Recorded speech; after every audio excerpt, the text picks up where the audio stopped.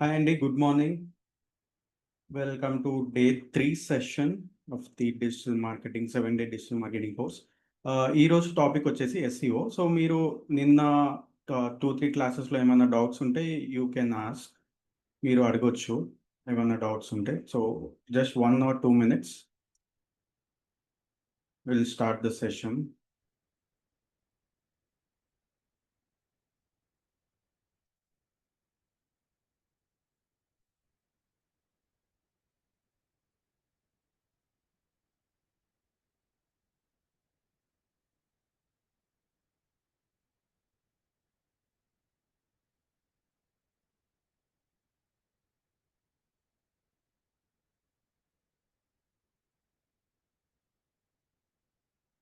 Okay, let's start. So ఇందాక చెప్పినట్టు ఈరోజు టాపిక్ వచ్చేసి SEO, search engine optimisation. Let me share my screen. Okay.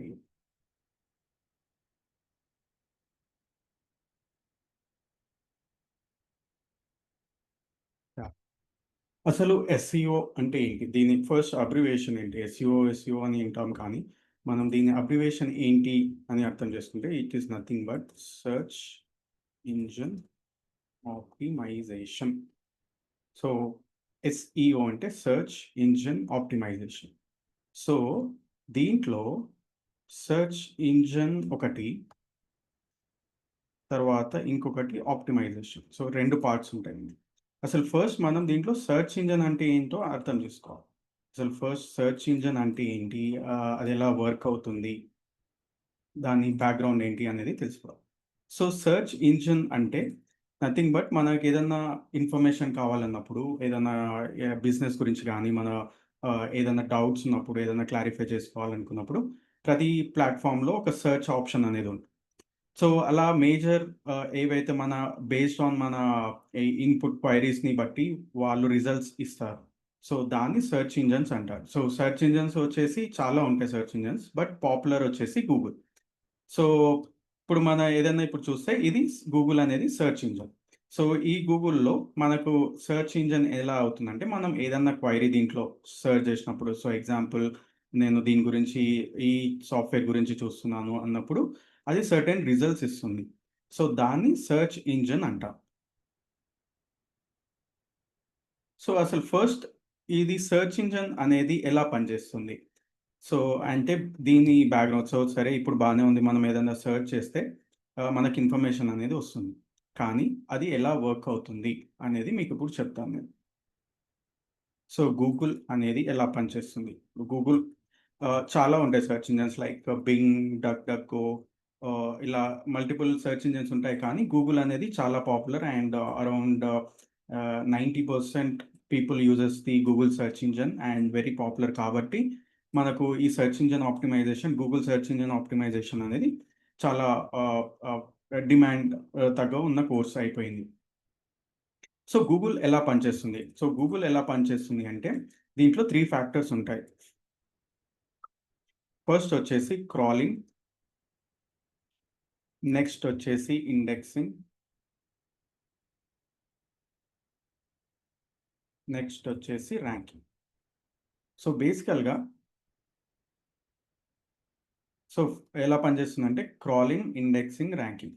దీన్ని సింపుల్‌గా అర్థం చేసుకోవాలి. అసలు క్రాలింగ్ అంటే ఏంటి? ఇండెక్సింగ్ అంటే ఏంటి? ర్యాంకింగ్ అంటే ఏంటి? అన్నప్పుడు మనం ఎగ్జాంపుల్ ఒకటి తీసుకుందాం.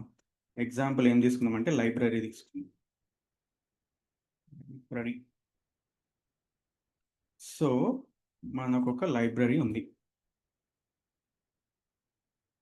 ఇప్పుడు లైబ్రరీ అంటే ఏంటి? లైబ్రరీలో డిఫరెంట్ టైప్స్ ఆఫ్ బుక్స్ ఉంటాయి. అండ్ ఆ బుక్స్ ఎలా పెడతారు అంటే category wise. So fiction, non fiction అలా తెలుగు, ఇంగ్లీష్ అట్లా మల్టిపుల్ కేటగరీస్ ఉంటాయి.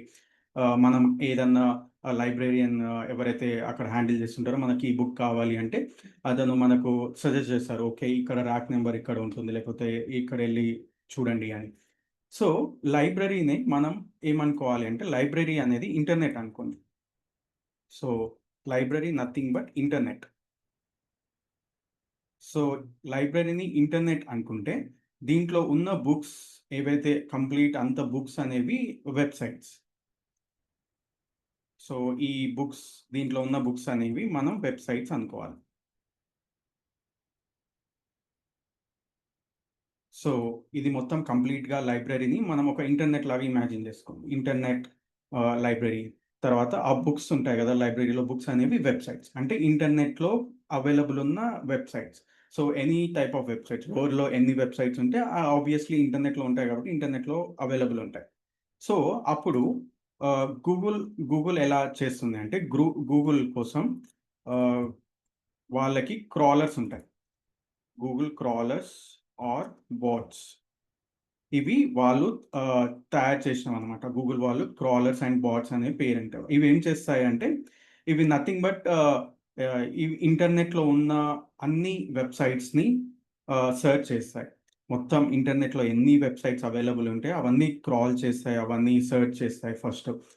ఏదైనా కొత్త వెబ్‌సైట్ వచ్చినా, లేకపోతే ఏదైనా వెబ్‌సైట్ కంటెంట్ చేంజ్ అయినా, అప్‌డేట్ అయినా లేదు మల్టిపుల్ వెబ్‌సైట్స్ కేటగరీస్‌లో ఉన్నప్పుడు ఫస్ట్ మొత్తం క్రాల్ చేస్తాయి. అంటే ఏమేమి వెబ్‌సైట్స్ ఉన్నాయి ఇంటర్నెట్‌లో కంప్లీట్ ఇంటర్నెట్‌లో అనేది ఈ క్రాలర్స్ అండ్ బోట్స్‌ని గూగుల్ యూజ్ చేసుకొని మొత్తం వెబ్‌సైట్స్ అనేది ఆహ్, ఆహ్, క ఆహ్, సారీ మొత్తం వెబ్‌సైట్స్ అనేది క్రాల్ చేసుకుంటాయి. సో, ఇవి నథింగ్ బట్ మీరేమనుకో సింపుల్‌గా ఇమాజిన్ చేసుకోవచ్చు. స్పైడర్స్ అని ఇమాజిన్ చేసుకోండి. సో ఈ స్పైడర్స్ అనేవి మొత్తం ఈ లైబ్రరీలో బుక్స్ అన్నీ మొత్తం క్రాల్ చేసి, ఏమేం బుక్స్ ఉన్నాయో అన్నీ సెర్చ్ చేసి, అలా అసలు ఇన్ఫర్మేషన్ ఏముంది అనేది క్రాల్ చేస్తాయని అనుకోండి. సో, తర్వాత ఇప్పుడు నేను అంత ఇన్ఫర్మేషన్ సరే ఏమేం వెబ్‌సైట్స్ ఉన్నాయి ఇంటర్నెట్‌లో అనేది క్రాల్ చేసి ఇన్ఫర్మేషన్ అయితే ఉంది. తర్వాత నెక్స్ట్ స్టెప్ ఫస్ట్ క్రాలింగ్ వచ్చేసి తర్వాత ఏం చేస్తాయంటే ఇండెక్సింగ్ అంటారు. సో, ఇండెక్సింగ్ నథింగ్ బట్ ఇప్పుడు క్రాల్ చేసిన వెబ్‌సైట్స్ ఉంటాయి గదా! దాన్ని కేటగరైజ్ చేయడం. సో, కేటగరైజ్ ఎలా చేస్తాయనేది డిపెండ్స్ ఆన్ వాళ్ళ ఆల్గారిథమ్స్ ఉంటాయి. Multiple algorithms machine learning models, AI models use చేసుకొని వాళ్ళేం చేస్తారంటే వాళ్ళకి కేటగరీస్ డిఫైన్ చేస్తారు. ఓకే. ఈ వెబ్‌సైట్ దీంట్లో వస్తుంది. ఈ వెబ్‌సైట్ దీంట్లో వస్తుంది. సో, మల్టిపుల్ కేటగరీస్ ఉంటాయి. దేర్ ఆర్ మోర్ దెన్ 1,00,000, 2,00,000 అది డిపెండ్స్ ఆన్ ది గూగుల్ ఎలా వాళ్ళు ఇండెక్సింగ్ చేస్తారు. మనకెంత యూజర్ ఇన్ఫర్మేషన్ ఎలా ఇస్తారు అన్న దాన్ని బట్టి కేటగరైజ్ చేస్తారు. సో, దాన్ని మనం ఇండెక్సింగ్ అంటాం. సో, ఇప్పుడు మీరు ఏదన్నా లైబ్రరీలో ఏదైనా కొత్త బుక్ వచ్చినప్పుడు ఏం చేస్తారంటే ఫస్ట్ ఆ లైబ్రరీయన్ ఏం చేస్తాడు ఫస్ట్ దాన్ని చదువుతాడు మొత్తం. ఓకే. ఈ బుక్కు ఈ ఈ ఈ షెల్ఫ్‌లో ఉండాలంటే ఈ కేటగరీలో ఉండాలి. అనేది అక్కడ సెట్ చేయడానికి వాళ్ళకి ఇన్ఫర్మేషన్ అనేది చూస్తుంది. సో, ఫస్ట్ ఏం చేస్తారంటే క్రాల్. అంటే ఫస్ట్ మొత్తం ఇన్ఫర్మేషన్‌ని క్రాల్ చేసి తర్వాత కేటగరీ వైస్ ఇండెక్సింగ్ చేస్తారు. సో, దీన్ని ఇండెక్సింగ్ అంటాం. తర్వాత ఇండెక్సింగ్ తర్వాత నెక్స్ట్ స్టెప్ వచ్చేసి ర్యాంకింగ్. సో, ఇప్పుడు మన దగ్గర ఎన్ని వెబ్‌సైట్స్ అంటే ఇంటర్నెట్‌లో ఏమేమి వెబ్‌సైట్స్ ఉన్నాయో ఉన్నాయి. తర్వాత దాన్ని కేటగరీజ్ చేసాం. అంటే ఇండెక్స్ చేసాం. ఆ ఇండెక్స్ చేసిన తర్వాత ర్యాంకింగ్ ఇస్తారు. సో, గూగుల్ వాళ్ళ అల్గారిథమ్స్ కొన్ని ప్రాసెస్‌లుంటాయి. కొన్ని పాలిసీస్ ఉంటాయి. ఎలా ర్యాంక్ చేయాలి అని. సో, అలా ర్యాంక్ చేసి వాళ్ళని ఆ వెబ్‌సైట్స్‌ని సర్టెన్ ర్యాంక్ పారామీటర్స్ ఇస్తాయన్నమాట. ఓకే. అది నెక్స్ట్ చెప్తాను. ఎలా ర్యాంక్ చేస్తాయి? ఏమేం ఫ్యాక్టర్స్ ఉంటాయి ర్యాంకింగ్‌లో అనేది. సో, ఫస్ట్ క్రాల్ చేస్తాయి. ఇండెక్సింగ్ చేసిన తర్వాత ర్యాంక్ చేసి పెట్టుకుంటాయి. సో, ఇలా ఇది కంప్లీట్‌గా ఒక బ్యాక్ ఎండ్‌లో నడిచే information Google search engine. So, అప్పుడు ఇది నెక్స్ట్ ఈ ఇన్ఫర్మేషన్ అర్థమైంది కదా! ఫస్ట్ క్రాలింగ్, తర్వాత ఇండెక్సింగ్, తర్వాత ర్యాంకింగ్. So, okay. ఇంతవరకు బానే ఉంది ఇన్ఫర్మేషన్. సో, అప్పుడు ఒకవేళ యూజర్ సెర్చ్ చేసినప్పుడు, సో, నెక్స్ట్ యూజర్ సెర్చ్ చేస్తారు గదా! సో, అలా అప్పుడు ఎలా వస్తుంది ఎగ్జాంపుల్ చెప్తాను మీకు నేను. సో, మీరొక క్వెరీ అడిగారు గూగుల్‌ని. సో, ఎగ్జాంపుల్ నేను ఒక సెమ్‌రష్ టూల్ అనే దాని కోసం ఆహ్, చూస్తున్నాను ఎగ్జాంపుల్ అనుకుందాం. సో, ఇది నేనేదైతే క్వెరీ అడిగానో, సో, లేదు అన్నప్పుడు డెంటల్ క్లినిక్ హైదరాబాద్ ఆహ్, అట్లా సెర్చ్ జేసినప్పుడు ఈ వర్డ్ ఏదైతే ఉందో దీన్ని కీవర్డ్ అంటాం. సో, ఈ కీవర్డ్ ఏదైతే క్వెరీ ఎంటర్ జేస్తారో యూజర్ ఇక్కడ సెర్చ్ బాక్స్‌లో దాన్ని కీవర్డ్ అంటాం. సో, ఈ కీవర్డ్‌ని ఫస్ట్ ఎంటర్ జేస్తాం గదా! సో, ఆ క్వెరీని ఇప్పుడు మనకు అర్థమైంది గాబట్టి ఇక్కడ కీవర్డ్ అని రాస్తాను నేను. సో, యూజర్ కీవర్డ్ ఎంటర్ జేస్తాడు. అప్పుడు ఏమైతుంది అంటే, అప్పుడు గూగుల్ ఏం జేస్తుంది ఇప్పుడు గూగుల్ ప్రాసెస్ జెప్తాను నేను. సో, గూగుల్ ఏం చేస్తుందంటే, ఈ కీవర్డ్‌ని ఫస్ట్ అర్థం చేసుకుంటుంది.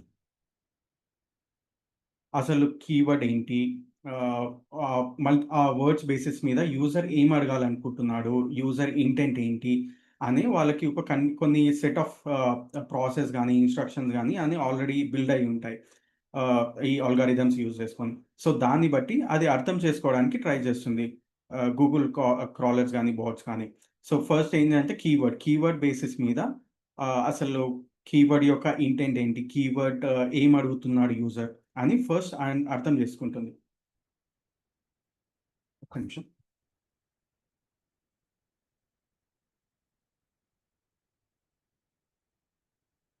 ఓకే. సో ఫస్ట్ వచ్చేసి కీవర్డ్ తీసుకున్నాం కదా, తర్వాత ఫస్ట్ అండర్స్టాండ్ చేసుకుంటుంది. సో ఓకే, ఇది నాకు అర్థమైంది కీవర్డ్, యూజర్ ఇది అడుగుతున్నాడు, అదేం చేస్తుందంటే నెక్స్ట్ సెర్చ్ చేస్తుంది. సో ఇక్కడ ఆల్రెడీ ఇండెక్స్ చేసి పెట్టుకుంది కదా, వెబ్సైట్స్ ఇంటర్నెట్లో అవైలబుల్ ఉన్న వెబ్సైట్స్ అని ఇండెక్స్ చేసి పెట్టుకుంది. సో అప్పుడు ఈ కీవర్డ్ బేసిస్ మీద అంటే మన ఇంటెంట్ మన అన్ని అర్థం చేసుకొని దానికి తగ్గట్టుగా అది సెర్చ్ చేయడం మొదలు పెడుతుంది. సో ఏమేమి అంటే రిలేటెడ్ ఇన్ఫర్మేషన్ ఏముంటుంది, ఈ కీవర్డ్కి సంబంధించిన రిలేటెడ్ ఇన్ఫర్మేషన్ అనేది సెర్చ్ చేస్తుంది. సెర్చ్ చేసిన తర్వాత ఏం చేస్తుందంటే జడ్జ్ చేస్తుంది. So judge nothing but ranking. So ఈ కీవర్డ్ యొక్క ఇంటెంట్ బేసిస్ మీద ఏవైతే వెబ్సైట్స్ ఇన్ఫర్మేషన్ ఇది సెర్చ్ చేసి పెట్టుకుందో దాన్ని జడ్జ్ అంటే ర్యాంకింగ్ చేయడానికి ప్రయత్నిస్తుంది. అంటే ఈ కీవర్డ్ బేసిస్ మీద ఓకే, ఈ ఈ ఇన్ఫర్మేషన్ మేబీ చాలా యూస్ఫుల్ అవుతుంది యూజర్కి. యూజర్ యొక్క ఇంటెంట్ అంటే మనం ఏదైతే అడగాలనుకుంటున్నామో దానికి తగ్గట్టుగా ఇది చాలా ఇన్ఫర్మేషన్ యూస్ఫుల్ ఉంటుంది. సో గూగుల్ సెర్చ్ యొక్క మెయిన్ ఆబ్జెక్టివ్ ఏముంటుంది అంటే యూజర్‌కి కంప్లీట్ ఇన్ఫర్మేషన్ ఏదైతే ఉందో అది యూజర్‌కి అర్థమవ్వాలి అండ్ అవసరానికి తగ్గట్టుగా యూజ్ అవ్వాలి. యూజర్‌కి యూజ్ అయ్యే ఇన్ఫర్మేషన్ ఇవ్వడమే గూగుల్ సెర్చ్ యొక్క మెయిన్ ముఖ్య ఉద్దేశ్యం, ఆబ్జెక్టివ్. ఎందుకంటే రేపొద్దున మనం ఏదన్నా నార్మల్‌గా గూగుల్‌లో సెర్చ్ చేసినప్పుడు మనకు ఇన్ఫర్మేషన్ అబ్బా! ఇదేదో ఇన్ఫర్మేషన్ ఇస్తుంది, నాకు కావాల్సిన ఇన్ఫర్మేషన్ ఇవ్వట్లేదు అంటే నెక్స్ట్ మనం వేరే ఆల్టర్‌నేట్ చూసుకుంటాం. అంటే వేరే గూగుల్ కానీ లేకపోతే ఇంకొక టూల్‌ని యూజ్ చేసుకొని సెర్చ్ చేస్తాం. సో గూగుల్ కూడా ఒక సాఫ్ట్‌వేర్ టూల్ కాబట్టి, సో గూగుల్ యొక్క ఆబ్జెక్టివ్ ఏంటి? ఓకే, యూజర్స్‌కి మంచి ఇన్ఫర్మేషన్ ఇస్తే వాళ్ళు నెక్స్ట్ మన దగ్గరికొస్తారు. క్వాలిటీ ఇన్ఫర్మేషన్ ఇస్తే మన దగ్గర ఇంకా సెర్చ్ చేస్తారు. సో అలా చేయడం వల్లనే గూగుల్ అనేది నంబర్ 1 పొజిషన్‌లో సెర్చ్ ఇంజిన్ పొజిషన్‌లో ఉంది. అండ్ మనం గూగుల్ మీద చాలా డిపెండ్ అయితున్నాం. ఎందుకంటే యూజ్‌ఫుల్ ఇన్ఫర్మేషన్ అనేది మనకు కావాల్సిన ఇన్ఫర్మేషన్ అనేది దొరుకుతుంది. సో ఇప్పుడు ఈ కీవర్డ్ యొక్క బేసిస్ మీద అదొక జడ్జ్ అంటే ర్యాంకింగ్ చేస్తుంది. ర్యాంకింగ్ చేసిన తర్వాత ఏం చేస్తుందంటే ప్రెజెంట్ చేస్తుంది. సో ఇది ఎలా అంటే ఇప్పుడు మనం keyword, so okay, dental top 10 ఇది ఇలా సెర్చ్ చేశాను నేను, ఇది క్వెరీ అనుకుందాం. సో ఈ క్వెరీని కీవర్డ్ అంటాం. సో ఇది గూగుల్ ఫస్ట్ ఏం చేస్తుందంటే ఓకే, ఈ యూజర్ టాప్ 10 డెంటల్ హాస్పిటల్స్‌ని చూస్తున్నాడు. తర్వాత ఇక్కడ చూస్తున్నాడు. మేబీ అతనికి ప్రాబ్లమ్ ఉండొచ్చు. లేకపోతే ఏదైనా రిక్వైర్మెంట్ ఉండొచ్చు అన్న ఇంటెంట్ మల్టిపుల్ ఫ్యాక్టర్స్‌తోన అది ఇంటెంట్‌ని అర్థం చేసుకొని మనకు సర్టెన్ రిజల్ట్స్ ఇస్తుంది. సో ఇవేవైతే ఉన్నాయో ఫస్ట్ ఫస్ట్ వచ్చేసి ఈ ఫస్ట్ పేజ్ అంటాం దీన్ని.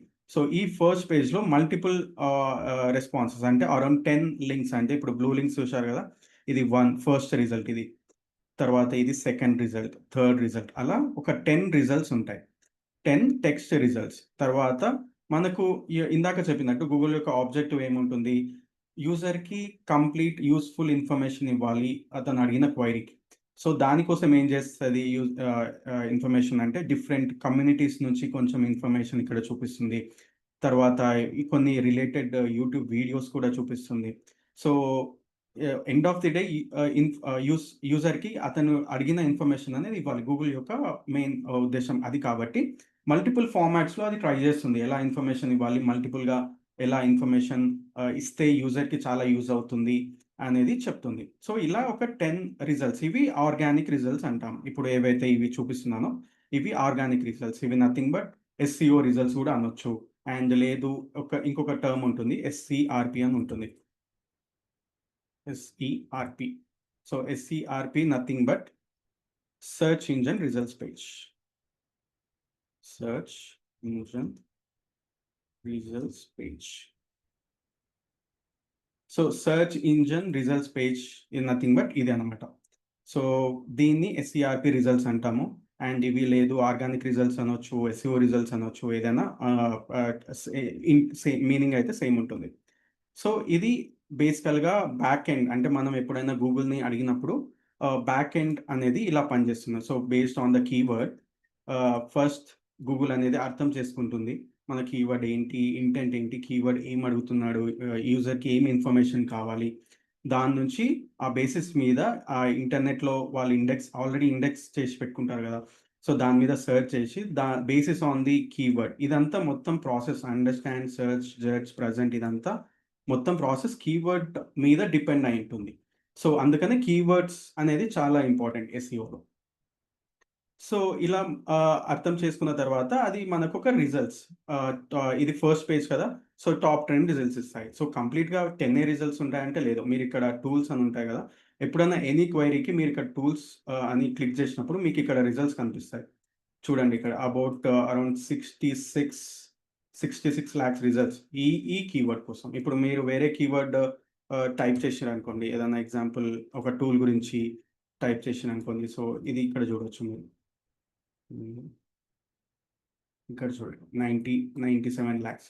సో ఇది కీవర్డ్ పాపులారిటీని బట్టి కీవర్డ్ యొక్క దాని ఇన్ఫర్మేషన్ బట్టి అనేది ఉంటుంది. సో, ఇది ఓవరాల్‌గా ఫస్ట్ పేజ్ ర్యాంకింగ్ అంటే. అలా అని ఇప్పుడు నెక్స్ట్ ఏముంటుంది సెకండ్ పేజ్. సెకండ్ పేజ్‌లో కూడా సేమ్ రిజల్ట్స్ ఉంటాయి. అంటే సేమ్ 10 రిజల్ట్స్ ఆర్గానిక్ రిజల్ట్స్ ఉంటాయి. థర్డ్ పేజ్‌లో కూడా ఉంటాయి. ఫోర్త్ పేజ్‌లో కూడా ఉంటాయి. అలా మీకు ఇక్కడ చూస్తే ఆల్‌మోస్ట్ ఒక 100 పేజెస్ గూగుల్‌లో ఉంటాయి మొత్తం. కానీ 100 పేజెస్‌లో గూగుల్ రిజల్ట్స్ అంటే 100 ఇంటూ ఆల్‌మోస్ట్ 10. సో, అలా రిజల్ట్స్ ఉంటాయి. కానీ మనం మోస్ట్ ఆఫ్ ద టైమ్ అంటే ఆల్‌మోస్ట్ 95%, 99% మనం ఈ ఫస్ట్ పేజ్ రిజల్ట్ నుంచి సెకండ్ పేజ్‌కి వెళ్ళం. అది మీరు అబ్జర్వ్ చేసినా ఇప్పుడు ఒకవేళ ఆలోచించినా నెక్స్ట్ ఎప్పుడైనా సెర్చ్ చేసినప్పుడు మీరు అర్థం చేసుకోండి. మీరు సెకండ్ పేజ్ కానీ, థర్డ్ పేజ్ కానీ ఎవ్వరు ఎళ్లి రిజల్ట్స్ చూడరు. సో, అందుకనే ఎస్‌సిఓకి అంత ఇంపార్టెన్స్. ఎందుకంటే ఇప్పుడు అన్ని బిజినెస్ ఇప్పుడు చూసినట్టు మీరు ఆల్‌మోస్ట్ ఇక్కడ 60,00,000, 70,00,000 రిజల్ట్స్ ఉన్నప్పుడు సో, ఈ ఫస్ట్ పేజ్‌లో నా బిజినెస్ కనపడాలి. ఈ ఫస్ట్ పేజ్‌లో నా ఇన్ఫర్మేషన్ కనపడాలి. ఈ ఫస్ట్ 10 రిజల్ట్స్‌లో నేను నా బిజినెస్ గాని, ప్రొడక్ట్ గాని, సర్వీసెస్ గాని ఎలా చేయాలి? ఎలా తీసుకురావాలి? అనేది సెర్చ్ ఇంజిన్ ఆప్టిమైజేషన్‌లో చేస్తాం. అందుకనే దీనికి ఇంత డిమాండ్. ఎందుకు అంటే యూజర్ యొక్క ఆహ్, బిహేవియర్ అలా ఉంటుంది. అంటే ఫస్ట్ పేజ్ ఎవరైనా అంతే. నేనైనా ఇప్పుడు ఫస్ట్ పేజ్‌లో రిజల్ట్ చూసి తర్వాత ఇంకొకలాగా సెర్చ్ చేయడానికి చూస్తాం తప్ప సెకండ్ పేజ్‌లో ఏముంది? థర్డ్ పేజ్‌లో ఏముంది? అని చూడం. సో, అందుకనే ఈ ఎస్‌సిఓకి ఇది చాలా ఇంపార్టెంట్ అన్నమాట.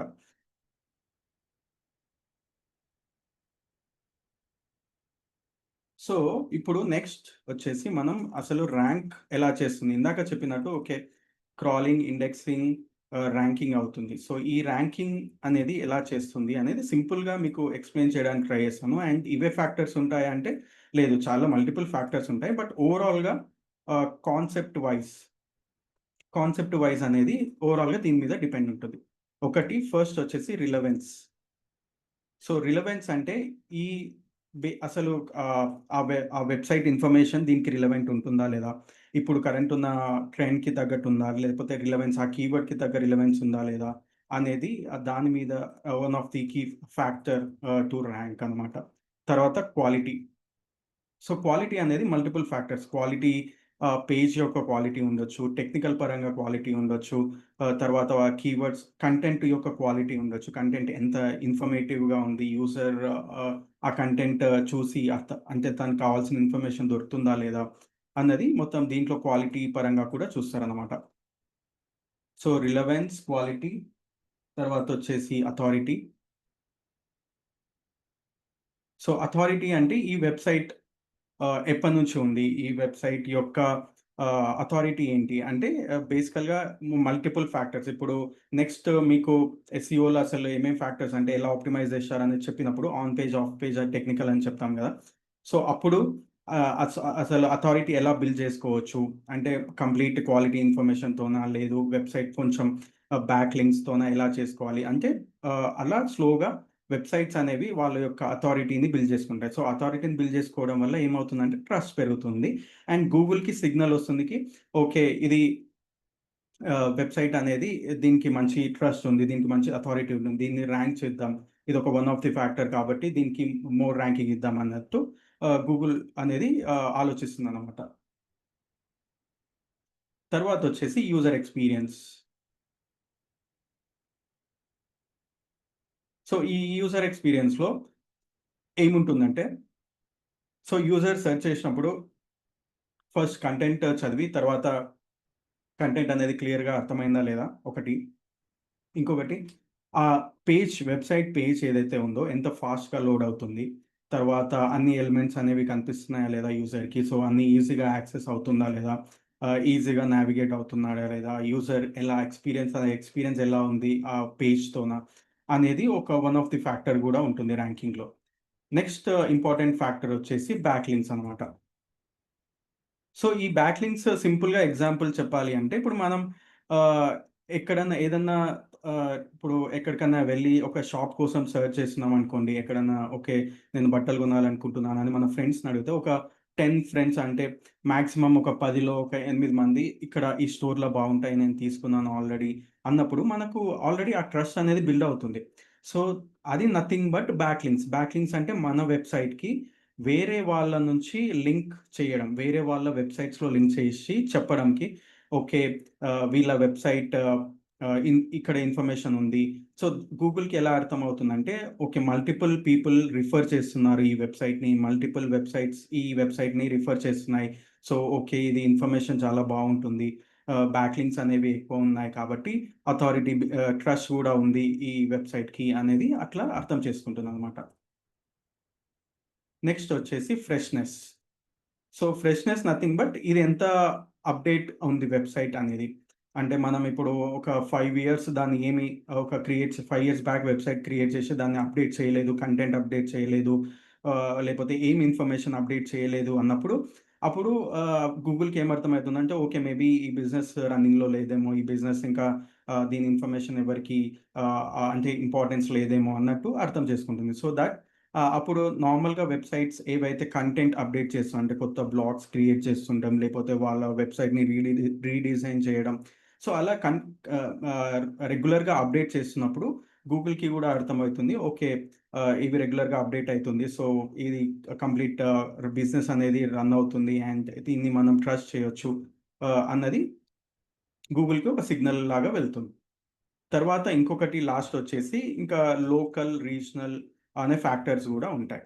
అంటే ఇదంతా మొత్తం బేస్డ్ ఆన్ ద కీవర్డ్ ఎలా లోకల్ రిజల్ట్స్ ఇప్పుడు చూస్తాం మనం. ఇప్పుడు ఏదైనా బిజినెస్ గురించి సెర్చ్ చేసినప్పుడు local results, regional level results చూస్తాం. సో, దాని ప్రకారం గూడా ర్యాంకింగ్ అనేది డిపెండ్ అయ్యి ఉంటుంది. ఎందుకంటే ఇప్పుడు మనం హైదరాబాద్‌లో లోకల్ ఓకే. ఏదైనా బిజినెస్ కోసం సెర్చ్ చేసినప్పుడు అంటే ఇప్పుడు డెంటల్ క్లినిక్స్ హైదరాబాద్ అని చెప్పాను. నాకు ఆంధ్రప్రదేశ్‌ది వచ్చినప్పుడు, ఏపీవి లేపోతే వేరే స్టేట్‌వి వచ్చినప్పుడు నాకు ఇంపార్టెంట్ కాదు గదా! ఎందుకంటే నేను హైదరాబాద్‌లో చూస్తున్నాను. సో, ఆ ఫ్యాక్టర్ గూడా ఇంపార్టెంట్. దీనికి లోకల్, రీజనల్. సో, ఇవి బేసికల్‌గా మీకు ర్యాంకింగ్ అంటే ఈ ఫ్యాక్టర్స్‌లోనే ఆల్‌మోస్ట్ ఏవైతే ఒక 10,000 20,000 మల్టిపుల్ ఫ్యాక్టర్స్ ఉంటాయి ఎస్‌సిఓలో కంప్లీట్‌గా ఎలా ఆప్టిమైజ్ చేయాలి అన్నప్పుడు.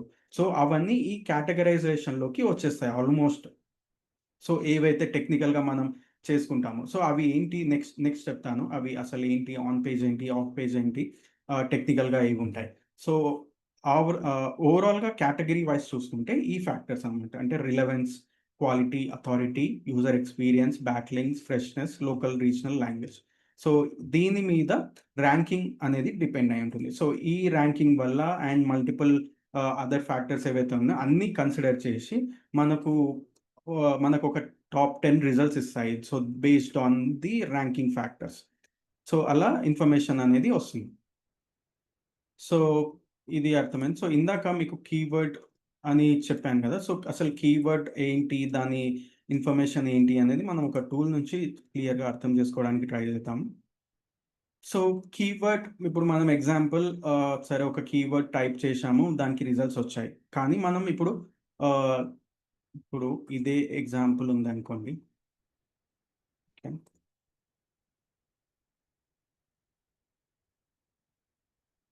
సో, నేను ఇలా టైప్ చేశాను. లేదు టాప్ 10 ఇందాక ఇదే అనుకుందాం. Top 10 dental hospitals. So, as a user నేను ఇలా టైప్ చేసినప్పుడు నాకు ఇన్ఫర్మేషన్ వచ్చింది.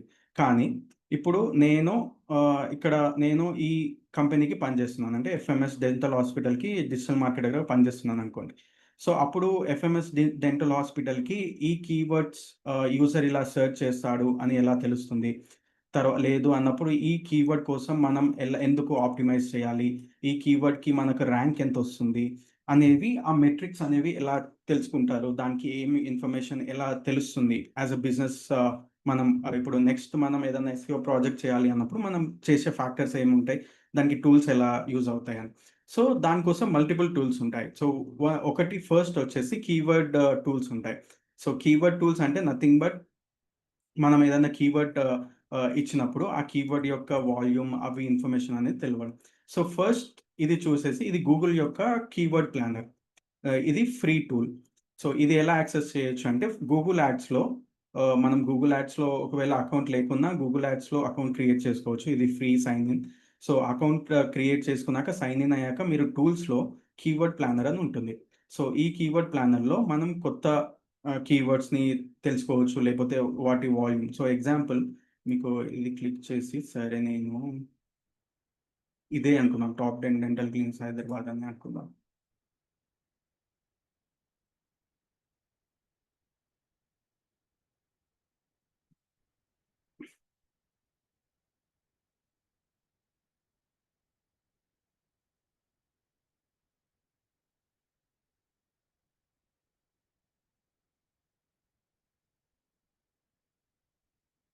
ఒక్క నిమిషం.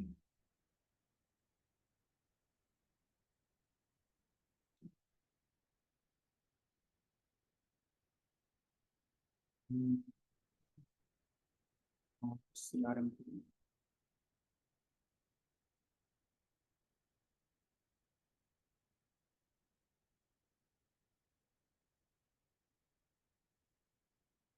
ఓకే. నేను ఎగ్జాంపుల్ ఇదొక సాఫ్ట్‌వేర్ టూల్ అండి. సో, నేనేం జేశానంటే సీఆర్ఎం టూల్. ఇప్పుడు నేను CRM business one of the టూల్‌ని నేను డిజైన్ జేశాను. కానీ అది నేను తెలుసుకోవాలి అంటే కీవర్డ్స్ యూజర్స్ ఎలా సెర్చ్ జేస్తారు అని తెలుసుకోవాలి అన్నప్పుడు, ఇప్పుడు ఇది కీవర్డ్ ప్లానర్‌లో కీవర్డ్ ఐడియాస్ అని ఉంటాయి. సో, ఇది సాఫ్ట్‌వేర్ టూల్. సో, సీఆర్ఎం టూల్ అని సెర్చ్ జేసినప్పుడు ఏం చేస్తుందంటే కీవర్డ్ ప్లానర్ అనేది మనకిక్కడ చూస్తే మీకు ఇక్కడ ఇన్ఫర్మేషన్. సో, ఇది కీవర్డ్ నేనిచ్చిన కీవర్డ్ ఇది. సీఆర్ఎం టూల్. సో, ఇక్కడ చూస్తే యావరేజ్ మంత్లీ సెర్చెస్ అంటే 10,000 టు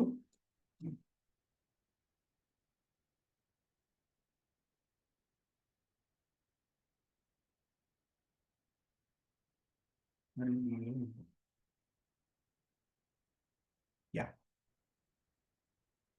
ఇక్కడ సో, సీఆర్ఎం టూల్ అని ఇందాక సెర్చ్ 10,000 టు 100,000 అంటే దీని అర్థం ఏంది అంటే యావరేజ్‌గా మంత్లీ ఒక మంత్‌లో యావరేజ్‌గా ఇన్ని సెర్చెస్ అంటే ఇంతమంది మనకు 10,000 నుంచి 100,000 మధ్యలో ఈ సీఆర్ఎం టూల్ అనే కీవర్డ్‌ని సెర్చ్ చేస్తారు. సో, ప్రతి టూల్‌లో ఇప్పుడు ఎగ్జాంపుల్ వేరే టూల్ ఆహ్, ఇంకొక టూల్ తీసుకున్నా గాని, మీరు ఇది కూడా ఊబర్ సజెస్ట్ అండి. ఊబర్ సజెస్ట్ అనేది కూడా ఫ్రీగా మీరు ఎక్స్‌ప్లోర్ చేయొచ్చు ఆప్షన్. ఇది ఫ్రీ టూలే. దీంట్లో కూడా కీవర్డ్ సెర్చ్ అనేది ఆప్షన్ ఉంటుంది.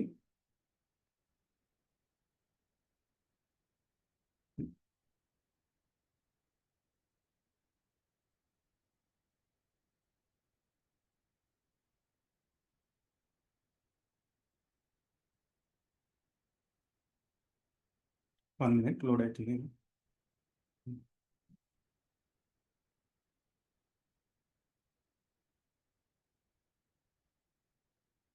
Keyword overview. సో, ఇక్కడ సీఆర్ఎం టూల్ అని సెర్చ్ చేశాను. లాంగ్వేజ్ లొకేషన్ చూడండి ఇక్కడ. సో, ఇది కొన్ని టూల్స్ ఎలా చూపిస్తాయంటే, ఇప్పుడు సీఆర్ఎం టూల్ అని సెర్చ్ చేస్తే దీని సెర్చ్ వాల్యూమ్ ఎంత?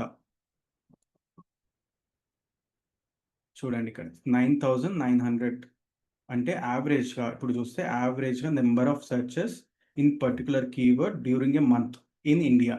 సో, ఇక్కడ ఎందుకంటే మనం లొకేషన్ ఇండియా అని పెట్టాము. అండ్ సెర్చ్ వాల్యూమ్ ఎప్పుడైనా ఎక్కడ ఏ టూల్‌లో చూసినా సెర్చ్ వాల్యూమ్ అనేది పర్ మంత్ బేసిస్ మీద ఉంటుంది. సో, ఇది యావరేజ్ అండి. ఇది కంప్లీట్ 9,900 అంటే అంతే కాదు. యావరేజ్‌గా ఎంతుంది? 9,900 యూజర్స్ ఈ సీఆర్ఎం టూల్ అనే కీవర్డ్‌ని సెర్చ్ చేస్తారు. సో, దీనివల్ల ఈ వాల్యూమ్ వల్ల మనకేమర్థమైతుందంటే, ఓకే. దీనికి చాలా డిమాండ్ ఉంది ఈ టూల్‌కి. అనేది అర్థమవుతుంది. సో, ఇలా మీరు కీవర్డ్ ఇక్కడ ఐడియాస్ చూస్తున్నప్పుడు డిఫరెంట్ ఓకే. దానికి కూడా ఐడియాస్ కూడా ఇచ్చింది. మీరు ఓకే. మీరు ఇది కూడా ట్రై చేయొచ్చు. ఈ కీవర్డ్‌కి ఎక్కువ వాల్యూమ్ ఉంది. లేదు అన్నప్పుడు ఈ కీవర్డ్‌కి ఎక్కువ వాల్యూమ్ ఉంది. అనేది మనకు డిఫరెంట్ ఐడియాస్ కూడా ఇస్తాయి ఈ టూల్స్ అనేవి. సో, ఎగ్జాంపుల్ ఇక్కడ మీరు చూస్తే ఇది ఫస్ట్ కొన్ని టూల్స్ ఏమిస్తాయంటే లొకేషన్ వైస్ గూడా ఇస్తాయి. ఇది గూగుల్‌ది ఫ్రీ టూల్ గాబట్టి దీంట్లో చాలా వరకి ఇన్ఫర్మేషన్ అనేది చాలా తక్కువగా ఉంటుంది. అండ్ ఇవి paid tools. So, example Uber suggest గాని మీరు వినుంటారు. ఏహెచ్‌ఆర్ఎఫ్స్ ఆర్ సెమ్‌రష్ ఆర్ మోజ్ ఇవన్నీ పెయిడ్ టూల్స్. ఇవన్నీ ఇంకా డీటెయిల్డ్‌గా ఇన్ఫర్మేషన్ అనేది ఇస్తాయి. సో, ఎగ్జాంపుల్ ఈ డీటెయిల్ ఎట్లా అంటే లొకేషన్ వైస్ గూడా ఓకే. ఇండియాలో ఇలా ఉంది సెర్చ్ వాల్యూమ్, యునైటెడ్ స్టేట్స్‌లో ఇలా ఉంది, యూకేలో ఇలా ఉంది. ఇది ఎందుకు యూజ్ అవుతుందంటే మనం ఇండియాలో ఉండి ఒకవేళ యూఎస్ ఆడియన్స్‌కి టార్గెట్ చేస్తున్నాం అనుకున్నప్పుడు, యూఎస్ ఆడియన్స్ సెర్చ్ చేసినప్పుడు మన దగ్గర రావాలన్నప్పుడు సో, దాన్ని బట్టి ఓకే. అర్థం చేసుకోవడానికి ఇది యూజ్ అవుతుంది. సో, ఇలా ఇప్పుడు ఇది కూడా ఇక్కడ ఐడియాస్‌లో ఇక్కడ సజెషన్స్ ఇచ్చింది చూడండి. సో, ఇది బేస్డ్ ఆన్ ద ఈ మనం ఏదైతే మెయిన్ కీవర్డ్ టైప్ చేశామో, దాని మీద ఇది కూడా సజెస్ట్ చేస్తుంది. అంటే ఓకే. ఇలా కీవర్డ్స్ ఈ విధంగా కూడా యూజర్స్ అనేవాళ్ళు సెర్చ్ చేస్తున్నారు. ఈ విధంగా ఈ కీవర్డ్స్‌కి ఆల్మోస్ట్ ఇంత వాల్యూమ్ ఉంది. ఎగ్జాంపుల్ ఇక్కడ చూస్తే సీఆర్ఎం ఫర్ రియల్ ఎస్టేట్. ఒకవేళ రియల్ ఎస్టేట్ బిజినెస్ ఎవరైనా రన్ చేస్తున్నప్పుడు ఈ కీవర్డ్ అనేది చాలా ఇంపార్టెంట్. వాళ్ళకి ఓకే. బిజినెస్ పరంగా ఇది ఇంపార్టెంట్ కాబట్టి ఓకే. 1000 మెంబర్స్ యూజ్ చేస్తున్నారు. అప్పుడు as a SEO expert SEO మనం పనిచేస్తున్నాం కాబట్టి అప్పుడు మనం ఏం ఆలోచిస్తామంటే ఓకే. దీనికి వాల్యూమ్ ఉంది. సో, మనం ఎయిదర్ ఈ కీవర్డ్‌కి ఇంక్లూడ్ చేసుకొని మనం ఒక ఆర్టికల్ అన్నా తయారు చేయాలి. లేదు ఆ కీవర్డ్‌ని మనం ఎలా ఆ కీవర్డ్‌కి మన పేజ్ ఎలా ర్యాంక్ చేయాలి అనేది నెక్స్ట్ అనేది వాళ్ళకు ఆలోచిస్తారనమాట. సో, తర్వాత ఈ కీవర్డ్ ఐడియాస్‌లోనే కొన్ని డిఫరెంట్‌గా సజెస్ట్ చేస్తారు. అంటే ఇప్పుడు సజెషన్స్ ఒకవేళ వాళ్ళు నార్మల్‌గా కీవర్డ్స్ లాగా అడుగుతుంటే, లేదు కొంతమంది క్వెషన్స్ లాగా గూడా అడగొచ్చు. ఇప్పుడు ఎగ్జాంపుల్ మనం ఏదన్నా ఇప్పుడు బిజినెస్ కాకుండా మనకు ఒక సీఆర్ఎం అంటే ఏంటి? దాని మీద ఇన్ఫర్మేషన్ గూడా ఇస్తున్నాం అనుకుంటే కొన్ని క్వెషన్స్ గూడా ఉంటాయి. Like what సీఆర్ఎం system? సో, దీనికి వాల్యూమ్ ఎంత? తర్వాత అట్లా కొందరు కంపారిజన్ జేస్తుంటారు. ఓకే. డిఫరెంట్ సీఆర్ఎం టూల్స్ అన్నప్పుడు ఎలా కంపేర్ జేస్తాం? సో, ఇవన్నీ ఆల్‌మోస్ట్ అన్ని కీవర్డ్సే అనమాట. డిఫరెంట్ కేటగరీస్‌లో వాళ్ళు మనకిచ్చారు. సో, ఆ డిఫరెంట్ కేటగరీస్‌ని యూజ్ చేసుకొని మన బిజినెస్‌కి ఏది రిలేటెడ్, ఏది ఇంపార్టెంట్ అని మనం దీంట్లో అర్థం చేసుకొని అండ్ మల్టిపుల్ ఫ్యాక్టర్స్ అంటే ఒకటి వాల్యూమ్ ఎలా ఉంది? తర్వాత దానికి డిఫికల్టీ ఇప్పుడు ఎగ్జాంపుల్ దీంట్లో ఇచ్చారు డిఫికల్టీ అండ్ డిఫరెంట్ ఫ్యాక్టర్స్ ఉంటాయి. అంటే ఇది దీనికి ఓకే. ఇది ఇంత వాల్యూమ్ ఉంది. ఇది ఎంత difficult to rank in the first position. అంటే ఫస్ట్ పేజ్‌లో రావడానికి ఎంత డిఫికల్టీ ఉంటుంది. అంటే బేస్డ్ ఆన్ ద కాంపిటీషన్. ఇప్పుడు వాల్యూమ్ ఎక్కువుంది అంటే ఆబ్వియస్‌లీ అందరూ మన బిజినెస్ యొక్క కాంపిటీటర్స్ కూడా దాని మీదనే కీవర్డ్ మీదనే పని చేయడానికి అంటే ఆర్టికల్స్ కానీ దాన్ని ఆప్టిమైజ్ చేయడానికి పనిచేస్తారు. సో, అలాంటప్పుడు కాంపిటీషన్ ఎక్కువుంటుంది. సో, ఆ కాంపిటీషన్‌ని మనకు ఎలా తెలుసుకోవాలి అనే దాన్ని బట్టి కూడా కీవర్డ్ డిఫికల్టీ అనేది కొందరు కొన్ని టూల్స్ పారామీటర్స్ ఇస్తాయి. ఆ డిఫికల్టీ పరంగా ఎలా ఉంది? అండ్ అలా అన్నీ అనలైజ్ చేసుకొని మనం ఒక స్ట్రాటజీ అనుకుంటాం. ఓకే. ఫైనల్‌గా ఈ కీవర్డ్స్ ఈ వాల్యూమ్ బేసిస్ మీద నేను ఈ కీవర్డ్స్‌ని టార్గెట్ చేయడానికి ట్రై చేస్తాను అని మనం ఫస్ట్ అనేది డిసైడ్ చేద్దాం. డిసైడ్ అయిన తర్వాత దాని మీద కంటెంట్ బిల్డ్ చేస్తారు. నెక్స్ట్ వచ్చేసి కంటెంట్ ఎలా బిల్డ్ చేస్తారు? ఓకే. నేను ఇది సీఆర్ఎం సిస్టమ్ ఫర్ రియల్ ఎస్టేట్ అని మనం కీవర్డ్ తీసుకున్నాం. ఓకే. దీనికి ర్యాంక్ కావాలి. ఫస్ట్ ఏం చేస్తాం? ఓకే. మనకి దీనికి తగ్గ ఇన్ఫర్మేషన్ ఉన్న బ్లాగ్ ఉందా? ఆర్టికల్ ఉందా? అని చూస్తాం. ఒకవేళ లేదు అన్నప్పుడు కొత్తదేదన్నా క్రియేట్ చేయడానికి అంటే ఆహ్, బ్లాగ్ మొత్తం completely on the for real estate people సీఆర్ఎం ఎలా యూజ్ అవుతుంది అనేది మనం ఒక కంప్లీట్ బ్లాగ్ రాసామనుకో. సో, దానికి నెక్స్ట్ ఇంకా అది ర్యాంక్ అయ్యే ఛాన్సెస్ ఉంటుంది. సో, అది సో, కీవర్డ్స్ బేసిస్ మీద అలా మనం ప్లాన్ చేస్తాం. సో, కానీ దీంట్లో కీవర్డ్స్ వచ్చాక కూడా అంటే సరే ఒక కీవర్డ్ మనం ఇది రాసాం, బ్లాగ్ రాసాం. తర్వాత ఎలా ట్రాక్ చేయాలి అంటే ఈరోజు ర్యాంకింగ్ ఎంతుంది? రేపు ర్యాంకింగ్ ఎంతుంది? మన ర్యాంకింగ్స్ ఎలా ఉన్నాయి? అనేది కూడా ట్రాక్ చేయొచ్చు. సో, అవి ఎలా అంటే ఎగ్జాంపుల్ గూగుల్ వాళ్ళది సెర్చ్ కన్సోల్ అని ఉంటుంది.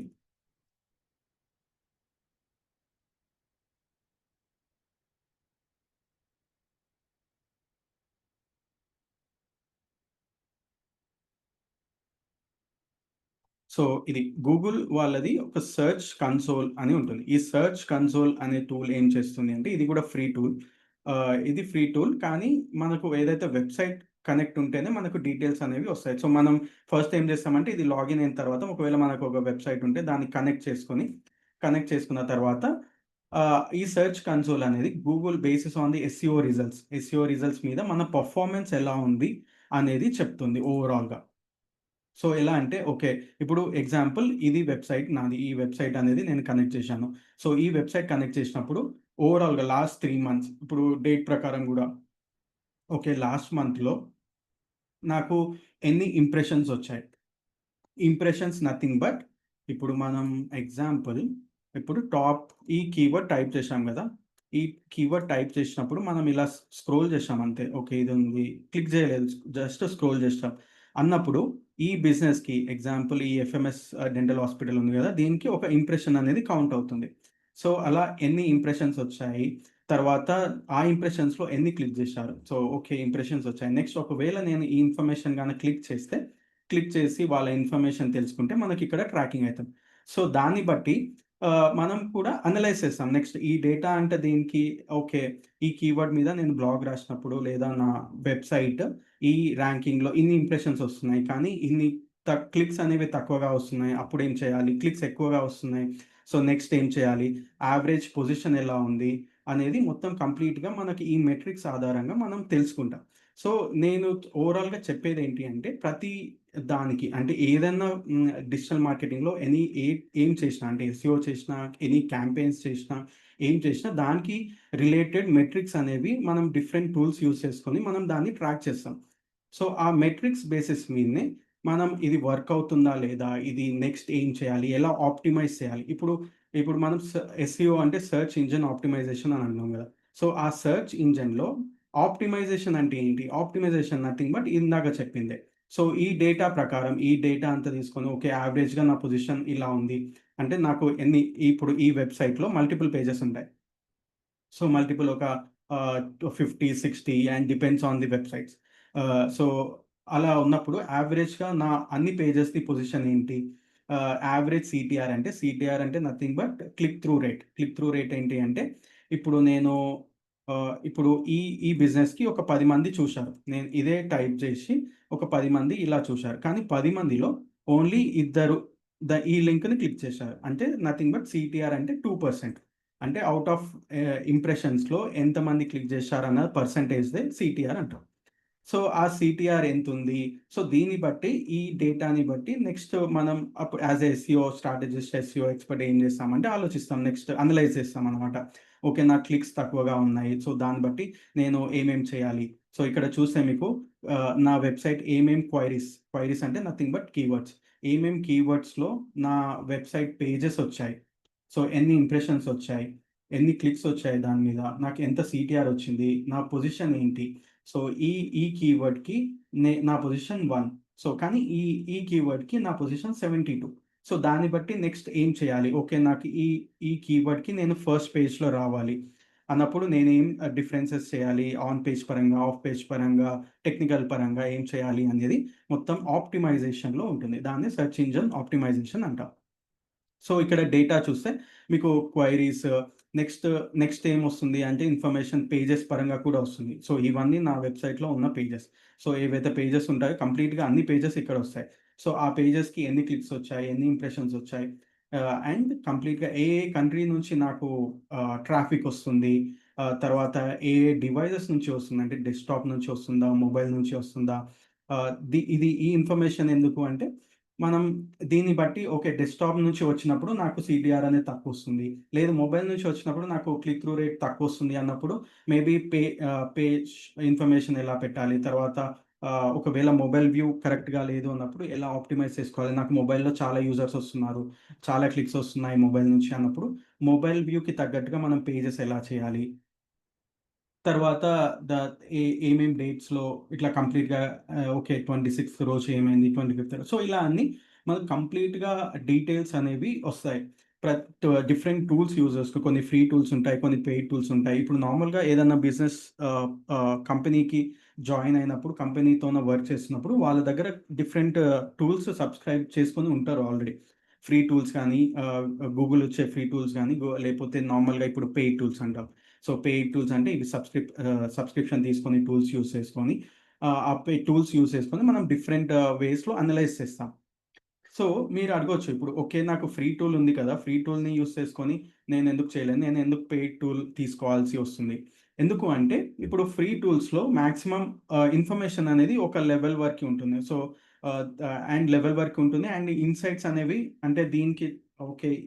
దీనివల్ల నీకిట్లా ఆప్టిమైజేషన్ అవ్వట్లేదు అన్న ఇన్‌సైట్స్ అనేవి పెయిడ్ టూల్స్ అనేవి కొంచెం ఎక్కువగా ఇస్తాయి. అంటే మోర్ ఆఫ్ డీటెయిల్డ్‌గా అసలు డీటెయిల్‌గా ఇవ్వడానికి అవి ట్రై చేస్తాయి. సో, అందుకనే మనం సబ్‌స్క్రైబ్ చేసుకుంటాం. ఆబ్వియస్‌లీ మనం ఇప్పుడు ఒక టూల్‌ని మనం సబ్‌స్క్రైబ్ చేసుకోవాలంటే అది ఎంత డీటెయిల్‌గా ఇన్ఫర్మేషన్ ఇస్తుంది. సో, ఎగ్జాంపుల్ ఇది చూస్తే మీరు ఇదొక టూల్ అనమాట. ఏహెచ్‌ఆర్ఎఫ్ టూల్. సో, ఇది డాష్‌బోర్డ్ స్క్రీన్‌షాట్. సో, ఈ డాష్‌బోర్డ్‌లో ఇప్పుడు ఏదన్నా వెబ్‌సైట్ ఇచ్చినప్పుడు ఆల్రెడీ వెబ్‌సైట్ కనెక్ట్ చేశాక సో, ఇన్ని డీటెయిల్ ఆఫ్ డేటా ఇస్తుంది. అంటే ఇది ఇప్పుడు domain rating nothing but authority. Domain authority ఎంతుంది? తర్వాత రిఫరింగ్ డొమైన్స్ అంటే ఎన్ని డొమైన్స్ మనకు రిఫర్ చేస్తున్నాయి. సో, దీంట్లో చూడొచ్చు బ్యాక్‌లింక్స్ ఎన్ని, ట్రాఫిక్ ఎంతొస్తుంది, ఎన్ని కీవర్డ్స్‌కి మనం మన వెబ్‌సైట్ అనేది కనిపిస్తుంది.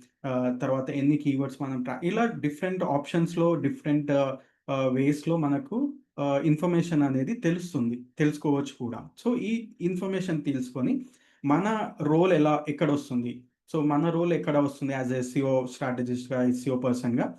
సో, ఈ డీటెయిల్స్ తీసుకొని దీన్ని ఎలా అనలైజ్ చేయాలి? మన వెబ్‌సైట్‌కి తగ్గట్టు ఎలా అనలైజ్ చేసుకొని దాని నుంచి ఎలా ఒక అవుట్‌పుట్ తీసుకురావాలి. అంటే ఓకే. దీనివల్ల ఇది వర్క్ అవ్వట్లేదు. దీనివల్ల ఇది వర్క్ అవుతుంది. ఇక్కడ మనం ఇది చేయాలి. ఇది ఆప్టిమైజ్ చేయాలి. ఇది ఇంక్రీజ్ చేయాలి.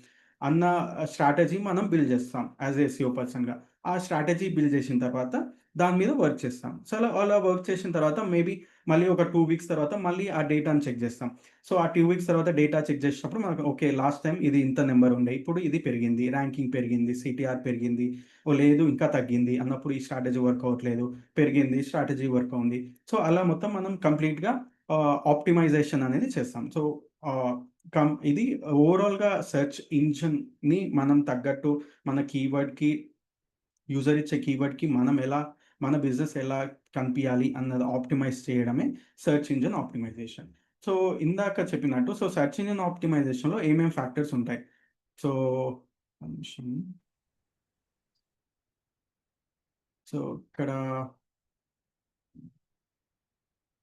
సో, ఇది చూస్తే మీరు సెర్చ్ ఇంజిన్ ఆప్టిమైజేషన్‌లో ఇందాక చెప్పినట్టు on page, off page, technical అని ఉంటాయి.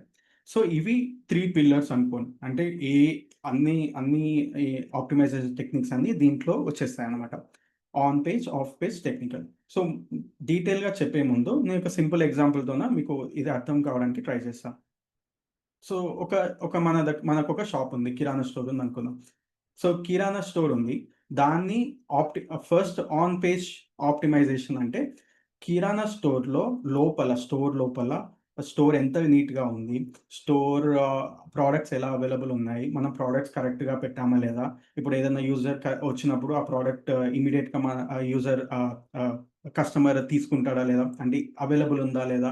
స్టాక్ ఉందా లేదా? నీట్‌గా ఉందా లేదా? మనకు అన్ని ఇన్ఫర్మేషన్ అనేది కరెక్ట్‌గా ఉందా లేదా? అంటే ఫిజికల్ అంటే స్టోర్ లెవెల్‌లో మనం ఏం చేస్తామంటే ఆన్ పేజ్. సో, ఇది ఆన్ పేజ్ నథింగ్ బట్ ఇప్పుడు వెబ్‌సైట్ పేజ్‌కి వచ్చినప్పుడు ఎగ్జాంపుల్ ఏంటి అంటే వెబ్‌సైట్ పేజ్ ఉంటుంది.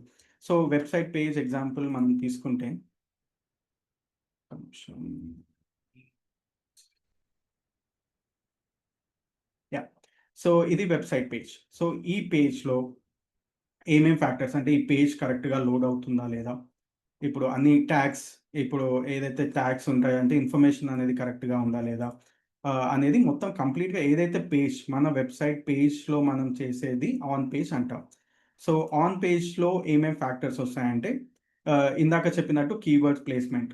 సో, కీవర్డ్స్ ఎలా ప్లాన్ చేస్తున్నాము. అంటే ఇప్పుడు ఎస్‌సిఓ ఆప్టిమైజ్ చేయాలి అంటే కీవర్డ్స్ ఎక్కడ ఉంచాలి information like title tags, meta tags, H1, H5 అని అంటాం. సో, దీనికి సింపుల్‌గా ఎగ్జాంపుల్ మీకు చెప్పాలి అంటే, ఇప్పుడు ఇందాక మనం ఏదన్నా ఈ ఈ కీవర్డ్ టైప్ చేశాం గదా! So, FMS dental hospital. ఈ FMS dental hospitals best online ఇది మెటా టైటిల్ అంటాం. టైటిల్ ట్యాగ్ మెటా టైటిల్ అనొచ్చు, పేజ్ టైటిల్ అనొచ్చు. ఇది మెటా టైటిల్ అంటాం. అండ్ నెక్స్ట్ వచ్చేసి ఇది మెటా డిస్క్రిప్షన్. ఏదైతే పేజ్ గురించి డిస్క్రైబ్ చేస్తున్నదో. సో, ఇది మెటా డిస్క్రిప్షన్ అంట. సో, ఇప్పుడు ఇవి ఎందుకు ఇంపార్టెంట్ అంటే, ఇప్పుడు నేను యాస్ ఎ యూజర్ నేను ఫస్ట్ ఇది సెర్చ్ చేసినప్పుడు నాకేం ఇన్ఫర్మేషన్ కనిపిస్తుంది ఫస్ట్ కనిపించేదంతా నాకు టైటిల్ అండ్ డిస్క్రిప్షనే. సో, ఈ టైటిల్ అండ్ డిస్క్రిప్షన్ చదివి నేను డిసైడ్ అవుతాను. నేను ఇది లింక్ క్లిక్ చేయాలా లేదా? ఈ ఇన్ఫర్మేషన్ నాకు కరెక్ట్ ఉంటదా లేదా? అన్నది నేను డిసైడ్ చేస్తాను. సో, అందుకనే ఆ డెసిషన్‌ని ఇంపాక్ట్ చేసేది కాబట్టి ఈ టైటిల్ అండ్ టాగ్స్ అనేవి చాలా ఇంపార్టెంట్. సో, మనం టైటిల్ ట్యాగ్స్, డిస్క్రిప్షన్స్ ఎలా పెడతామో సో దట్ యూజర్‌కి ఇంట్రెస్ట్ జనరేట్ అయ్యి అది లింక్ క్లిక్ చేస్తాడు. ఎందుకంటే ఒక ఒక టాస్క్ వచ్చేసి ఫస్ట్ పేజ్‌లో ర్యాంక్ కావడం. సరే ఫస్ట్ పేజ్‌లో ర్యాంక్ అయిన తర్వాత కూడా క్లిక్స్ రాలేదు అంటే అది సెకండ్‌గా అది అంటే క్లిక్స్ రాలేదన్నప్పుడు మనకు ఆబ్జెక్టివ్ మీట్ అవ్వం కదా! సో, క్లిక్స్ అంటే ఫస్ట్ యూజర్‌కి కనపడాలి first objective. Second objective user మన ఇన్ఫర్మేషన్‌ని చూడాలి క్లిక్ చేసి. సో, ఆ సెకండ్ ఆబ్జెక్టివ్ దానికోసమే మెటా టైటిల్ అండ్ డిస్క్రిప్షన్స్‌ని మనం ఆప్టిమైజ్ చేస్తాం. సో, ఎందుకంటే యూజర్ ఇది చదివిన తర్వాత యూజర్ ఇది క్లిక్ చేసి ఓకే. ఇన్ఫర్మేషన్ అనేది చూస్తాడు. అప్పుడే బిజినెసెస్‌కి ఇప్పుడు నేను ఇక్కడ ఇది క్లిక్ చేసి, ఈ ఇన్ఫర్మేషన్ తెలుసుకొని, ఓకే. ఇది నాకు నచ్చింది అని వాళ్ళకి కాల్ చేయడమో, లేపోతే వాళ్ళ ఫార్మ్‌ని ఫిల్ జేయడమో, ఏదన్నా చేసినప్పుడు వాళ్ళకి ఆ ఆబ్జెక్టివ్ ఓకే. నాకు ఈ ఆర్గానిక్ ఎఫర్ట్ అంటే ఎస్‌సిఓ ఎఫర్ట్ వల్ల నాకిన్ని లీడ్స్ వచ్చాయి. నాకింత ఇన్ఫర్మేషన్ వచ్చింది అనేది తెలుస్తుంది. సో, ఆ ఫ్యాక్టర్స్‌లో ఇప్పుడు ఇందాక చెప్పినట్టు ఇది title and meta tags. Meta tags అంటారు దాన్ని. మెటా టైటిల్ అంటారు. మెటా డిస్క్రిప్షన్ అంటారు. అండ్ హెచ్1 టు హెచ్5 ఇదేంటి అంటే ఇది నథింగ్ బట్ స్ట్రక్చర్. ఇప్పుడు మనం ఏదన్నా లెటర్ రాస్తున్నాము, ఏదన్నా ఇన్ఫర్మేషన్ పేపర్ మీద రాస్తున్నాము అంటే ఏం చేస్తాం ఫస్ట్ దానికొక హెడ్‌లైన్ పెట్టి, తర్వాత దాన్నొక పారాగ్రాఫ్స్ లాగా డివైడ్ చేసి, అలా యూజర్‌కి అంటే మనం ఎవరికైతే లెటర్ ఇస్తామో వాళ్ళకి ఇన్ఫర్మేషన్ డీటెయిల్‌గా అర్థం అవ్వడానికి అన్నట్టు టైప్ చేస్తాం. సో, అలాగే వెబ్‌సైట్ పేజెస్‌లో కూడా ఇప్పుడు ఇది హెచ్1 టైటిల్ అంటాం. అండ్ దీనికి టైటిల్‌కి డిస్క్రిప్షన్ ఏముంటుంది. తర్వాత హెచ్1స్ ఎలా ప్లాన్ చేయాలి. తర్వాత ఈ యూజర్‌కి ఎలా డీటెయిల్ ఇన్ఫర్మేషన్ ఇవ్వాలి. సో, ఇవి నెక్స్ట్ వచ్చేసి సబ్ హెడ్డింగ్స్ ఎలా ఉంటాయి. తర్వాత టెక్స్ట్ ఎలా ఉంటుంది. సో, హెచ్1 టు హెచ్6 అనేవి ఉంటాయి. హెచ్1, హెచ్2, హెచ్6, హెచ్4, హెచ్5, హెచ్6 ఇవేంటి అంటే కంటెంట్‌లో దానికి డీటెయిల్ ఇన్ఫర్మేషన్. ఇప్పుడు ఎగ్జాంపుల్ మీరు ఏదైనా బ్లాగ్ చూశారనుకోండి. బ్లాగ్‌లో డీటెయిల్‌గా ఉంటుందనమాట. హెచ్1, హెచ్5 ఏంది అనేది.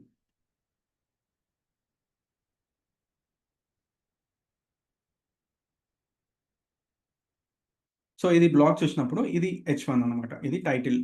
తర్వాత దీనికి డీటెయిల్‌గా ఇప్పుడు ఇక్కడ చూసాం గదా! ఇది హెచ్1, ఇది హెచ్2. సో, తర్వాత ఇది పారాగ్రాఫ్ టెక్స్ట్. తర్వాత ఇది హెచ్2. సో, అది మనం ఎలా డిసైడ్ చేస్తాం? కంప్లీట్‌గా హెచ్1 టు అన్నీ ఫాలో కావాలి అంటే లేదు. మనకు డిపెండ్స్ ఆన్ ద కంటెంట్. ఎలా స్ట్రక్చర్ చేస్తున్నాం మనం కంటెంట్‌ని, ఏం ఇన్ఫర్మేషన్ ఇస్తున్నాము అనేది ఈజీగా ఉండడానికి. ఇదంతా ఎందుకు యూజ్ అవుతుంది? ఇలా డీటెయిల్‌గా స్ట్రక్చర్డ్‌గా మనం పెట్టడం వల్ల ఎందుకు ఇన్ఫర్మేషన్ యూజ్ అవుతుందంటే, ఇప్పుడు యాస్ ఎ యూజర్ ఇప్పుడు నేను ఇది చదువుతున్నాననుకోండి. సో, నాకు డీటెయిల్‌గా సింపుల్ వేలో అర్థం కావడానికి. సో దట్ నాకు ఈజీగా ఇన్ఫర్మేషన్ గ్రాస్ప్ చేయడానికి, ఈజీగా నాకు ఇన్ఫర్మేషన్ అనేది అర్థం కావడానికి. సో, ఇందాక ర్యాంకింగ్ ఫ్యాక్టర్‌లో యూజర్ ఎక్స్‌పీరియన్స్ అని చెప్పాను గదా! సో, యూజర్‌కి ఎక్స్‌పీరియన్స్ ఎలా ఉంది?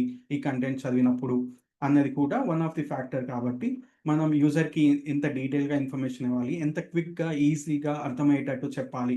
ఎందుకంటే ఇది కంప్లీట్‌గా నాకు ఇలా సబ్ హెడ్డింగ్స్ లేకుండా కంప్లీట్ ఒక పారాగ్రాఫ్‌లా మొత్తం ఒక ఎస్సే లాగా అంటే ఏం లేకుండా ఉత్త పారాగ్రాఫ్ రాస్తే ఎవరైనా చదువుతారా? చదవరు.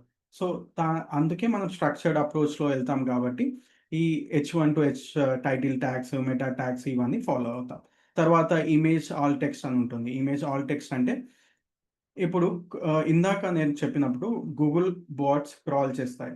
సో, క్రాల్ చేసి ఇన్ఫర్మేషన్ అనేది తీసుకుంటాయి. సో గూగుల్ క్రాలర్స్‌కి అవి ఏంటి అంటే nothing but machine learning algorithms అవి సింపుల్‌గా చెప్పాలి అంటే.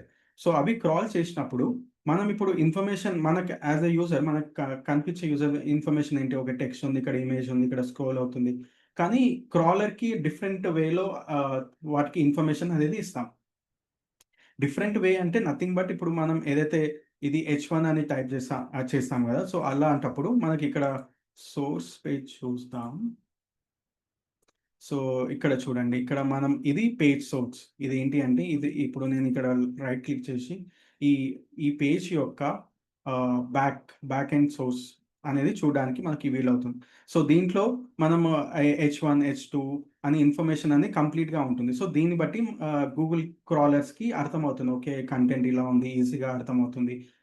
అండ్ అలా చేసుకుంటూ క్రాల్ చేస్తాయి. ఒకవేళ ఇమేజ్ లోడ్ కాలేదు అనుకుందాం. సో, ఇమేజ్ ఇప్పుడు మనకు యాస్ ఎ యూజర్ మనకు ఓకే. ఈ ఇమేజ్ దీనికి దీనికోసం ఇది రిలవెంట్ ఉంది. లేదు అన్నప్పుడు గూగుల్ క్రాలర్స్‌కి ఎలా అర్థమైతుందంటే మనం ఆల్ టెక్స్ట్ అనేది ఇస్తాం. మనం ఆల్ టెక్స్ట్ నథింగ్ బట్ ఇప్పుడు ఈ ఇమేజ్‌కి ఒక మనం ఈ ఇమేజ్ అప్‌లోడ్ చేసినప్పుడు అంటే బ్యాక్ ఎండ్ వర్డ్‌ప్రెస్‌లో కానీ ఏదైనా వెబ్‌సైట్ బిల్డర్ టూల్స్ యూజ్ చేసుకొని మీరు చేసినప్పుడు దీనికి ఆల్టర్‌నేటివ్ టెక్స్ట్ అన్నమాట. అంటే ఆల్టర్‌నేటివ్ టెక్స్ట్ అంటే ఈ ఇమేజ్ యొక్క వాట్ ఈస్ దిస్ ఇమేజ్ అనేది మనం డిస్క్రైబ్ చేస్తాం alternative text. Maybe in 1 sentence, 2 sentences అంతే. సో, అలా డిస్క్రైబ్ చేసినప్పుడు ఒకవేళ ఇమేజ్ అనేది కరెక్ట్‌గా లోడ్ కాకపోతే ఆ ఆల్టర్‌నేటివ్ టెక్స్ట్ వల్ల గూగుల్ క్రాలర్స్‌కి అర్థమైతుంది. ఓకే. ఈ ఇమేజ్ దీనికోసం ఇక్కడ పెట్టారు ఇమేజ్ అనేది ఆల్టర్‌నేటివ్ టెక్స్ట్ నుంచి అర్థమవుతుంది. సో, తర్వాత ఇంకోటొచ్చేసి internal linking. So, internal linking అంటే నథింగ్ బట్ ఇప్పుడు ఏదైనా బ్లాగ్ చదివామనుకుందాం. సో, ఇందాక ఇక్కడ బ్లాగ్ చూసాం మనం. సో, ఏదన్నా బ్లాగ్ చదువుతున్నప్పుడు మనకు అక్కడ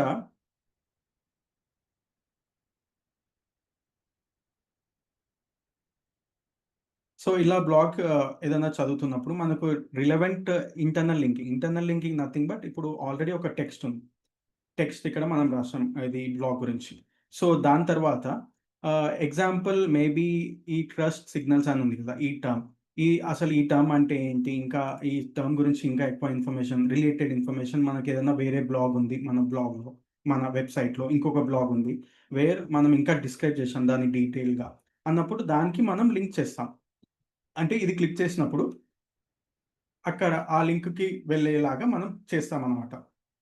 సో, దాన్ని ఇంటర్నల్ లింకింగ్ అంటాం. ఇంటర్నల్ లింకింగ్ అంటే మన వెబ్‌సైట్‌లోనే డిఫరెంట్ పేజెస్‌కి నావిగేట్ చేసి అంటే రిలేటెడ్ పేజెస్. మనం మళ్ళీ ఎట్లా అంటే అట్లా పెట్టలేం గదా! ఓకే. ఆహ్, వర్డ్‌కి రిలేటెడ్‌గా మనం ఏదైనా ఇంకా డీటెయిల్‌గా మన వేరే బ్లాగ్ ఉంది. లేకపోతే యూజర్‌కి ఇంకా మంచి ఇన్ఫర్మేషన్ ఇంకా ఎక్కువ ఇన్ఫర్మేషన్ తెలుసుకోవాలన్నప్పుడు ఈ లింక్ క్లిక్ చేసినప్పుడు అతనికి ఇంకా ఎక్కువ ఇన్ఫర్మేషన్ తెలుసుకుంటాడు. అన్నప్పుడు ఇంటర్నల్ లింకింగ్. సో, ఇది కూడా one of the factor in user experience. So, user ఎంత ఈజీగా మనకు ఇన్ఫర్మేషన్ అనేది తెలుసుకుంటున్నాడు. సో, దానివల్ల ఇంకా అతను ఎలా వేరే బ్లాగ్స్‌కి వెళ్లి కూడా అతనికి కావాల్సిన ఇన్ఫర్మేషన్ అనేది తెలుసుకుంటున్నాడు. అంత డీటెయిల్‌గా ఇన్ఫర్మేషన్ తెలుసుకుంటున్నాడు. అనేది ఇది కూడా ఒక వన్ ఆఫ్ ది ఫ్యాక్టర్ అన్నమాట ర్యాంకింగ్స్‌లో. సో, ఇవన్నీ వచ్చేసి ఆన్ పేజ్. ఇందాక చెప్పినట్టు మొత్తం ఆన్ పేజ్. మనం పేజ్ మీద చెప్పాలంటే ఎగ్జాంపుల్ పేజ్ మీద చేసే ఆన్ పేజ్ ఆప్టిమైజేషన్. సో, ఇవే ఉంటాయంటే లేదండి. ఇవి one of the few things నేను డిస్క్రైబ్ చేసింది. చాలా ఉంటాయి ఆన్ పేజ్ ఫ్యాక్టర్స్. సో, అవి డీటెయిల్‌గా మీరు నేర్చుకోవచ్చు ఎస్‌సిఓ కోర్స్‌లో. అప్పుడు ఏంటి అంటే అసలు డీటెయిల్‌గా ఏం నేర్పిస్తారు దాంట్లలో అంటే అసలు ఏముంటాయి? నెక్స్ట్ ఎలా చేయాలి? ఎలా టైటిల్ పెట్టాలి? ఎలా ట్యాగ్స్ పెట్టాలి? బెస్ట్ ప్రాక్టీసెస్ ఏముంటాయి? రిఫరెన్సెస్ ఏముంటాయి? ఎలా చేయాలి? అనేది మొత్తం చూపిస్తారు. సో, దానివల్ల మనం చేసి ఓకే. దీనివల్ల ఇట్లా ఇంప్రూవ్‌మెంట్ ఉంటుంది. అండ్ పెద్ద పెద్ద అంటే వేరే కాంపిటీషన్ వెబ్‌సైట్స్ ఇలా చేస్తాయి అనేది మొత్తం ఆన్ పేజ్ ఫ్యాక్టర్స్‌లో ఉంటుంది. సో, నెక్స్ట్ వచ్చేసి ఆఫ్ పేజ్. ఆఫ్ పేజ్ అంటే ఇందాక నేను ఎగ్జాంపుల్ చెప్పినట్టు ఓకే. కిరాణా స్టోర్ ఉన్నప్పుడు on page optimisation nothing but లోపల ఎలా ఉంది స్టోర్ అనేది ఆన్ పేజ్. అంటే మనం స్టోర్ లోపల అంటే పేజ్‌లో ఎలా చేస్తాం. ఆఫ్ పేజ్ అంటే ఏదైతే మనం స్టోర్ బయట చేసే మార్కెటింగ్ ఉంటదో అది ఆఫ్ పేజ్. ఆఫ్ పేజ్ అంటే ఇప్పుడు మనం స్టోర్ ఉంది. సో, స్టోర్‌ని ప్రమోట్ చేయాలి అన్నప్పుడు ఎలా చేస్తాం? సో, ఒక నలుగురికి చెప్తాం. లేకపోతే ఒక 4, 5 మెంబర్స్‌ని పంపిస్తాం. ఓకే. దీని గురించి చెప్పండి అని అందరికి ఎక్కడైతే క్రౌడ్ ఉందో లేదు వేరే కొందరికి వేరే షాప్స్‌లో అంటే ఎక్కడైతే వేరే పెద్ద షాప్స్ రిలేటెడ్ షాప్స్ ఉంటాయో అక్కడ మనం అతని చెప్తాంకి ఓకే. ఇక్కడొచ్చిన వాళ్ళకి చెప్పు. వేరే షాప్ గూడా ఉంది. ఇక్కడ ఇంకా మంచి ప్రొడక్ట్స్ ఉంటాయి. లేకపోతే ఒక పాంప్లెట్స్ పంచడం, ఒక బ్యానర్ అంటే ఏదైనా బిజీ ఏరియా దగ్గర బ్యానర్ పెట్టడం. ఏదైతే ఆఫ్ పేజ్ అంటే పేజ్ బయట అంటే వెబ్‌సైట్ బయట మనం చేసే ఆఫ్ పేజ్ అంతా సో దట్ అది గూగుల్‌కి ఒక ట్రస్ట్ లాగా వెళ్తుంది. అథారిటీ బిల్డ్ చేసుకోవడానికి. సో, ఇవి నథింగ్ బట్ ఇందాక చెప్పినట్టు బ్యాక్ లింక్స్ అంటే మనము ఇప్పుడు ఈ ఈ టూల్ ఉందనుకున్న ఎగ్జాంపుల్ ఇది సైట్ లిఫ్టర్ టూల్ ఉంది. సో, వేరే వెబ్‌సైట్ అంటే ఇంకొక వేరే అథారిటీ వెబ్‌సైట్ లైక్ ఎనీ అంటే ఈ రిలేటెడ్ ఇన్ఫర్మేషన్ ఉన్న వెబ్‌సైట్ ఆహ్, వాళ్ళు వాళ్ళ బ్లాగ్‌లో నాకొక లింక్ ఇచ్చారు. ఎగ్జాంపుల్ వాళ్ళ బ్లాగ్ ఇది అనుకుందాం. సో, వాళ్ళ బ్లాగ్‌లో ఇక్కడ visit Site Lifter or you can get more information అనేది చెప్పారనుకుందాం. సో, యూజర్ ఏం చేశాడంటే ఆ బ్లాగ్ వచ్చిన తర్వాత అక్కడ చదివి అక్కడ క్లిక్ చేసినప్పుడు he will come to Site Lifter. So, అది ఈ లింక్‌ని ఏమంటామంటే బ్యాక్ లింక్ అంటాం. సో, బ్యాక్ లింక్స్ అంటే నథింగ్ బట్ మనకు ఇప్పుడు 10 మంది ఎక్కువ మంది రిఫర్ చేస్తున్నారు. అంటే ఎక్కువ మంది మన గురించి మాట్లాడుతున్నారు. ఎక్కువ మంది మనల్ని రిఫర్ చేస్తున్నాడు. అప్పుడు ఆబ్వియస్‌గా ఏముంటుంది అంటే, ఆబ్వియస్‌లీ దాని అర్థం ఏందంటే, ఓకే. ఇది మంచిగా ఉంది. ఇక్కడ ఇప్పుడు మన స్టోర్ గురించి ఎక్కువ మంది మాట్లాడుకుంటున్నారు. ఇక్కడ ప్రొడక్ట్స్ మంచిగా దొరుకుతాయి. ఇక్కడ క్వాలిటీ ఉంటుంది అని చాలా మంది మాట్లాడుకుంటున్నారు. ఇక్కడ ఎళ్ళు ఇక్కడ నీకు బాగుంటుంది అని రిఫర్ చేస్తున్నారు. అన్నప్పుడు ఆబ్వియస్‌లీ మనకు ఆ ట్రస్ట్ అనేది బిల్డ్ అవుతుంది. అథారిటీ బిల్డ్ అవుతుంది. గూగుల్‌కి కూడా ఒక సిగ్నల్ వస్తుంది. దాని మీద ఏంటి అంటే, ఓకే. దీన్ని చాలా వెబ్‌సైట్స్ రిఫర్ చేస్తున్నాయి. సో, ఈ వెబ్‌సైట్ ఇన్ఫర్మేషన్ మంచిగా ఉంది. యూజర్‌కి మంచిగా అర్థమవుతుంది. సో, ఇది గూడా ఆహ్, చాలా మంచి వెబ్‌సైట్ అని దాని మీద ఒక ర్యాంకింగ్ ఫ్యాక్టర్ కాబట్టి బ్యాక్ లింక్స్ అనేవి ఉంటాయి.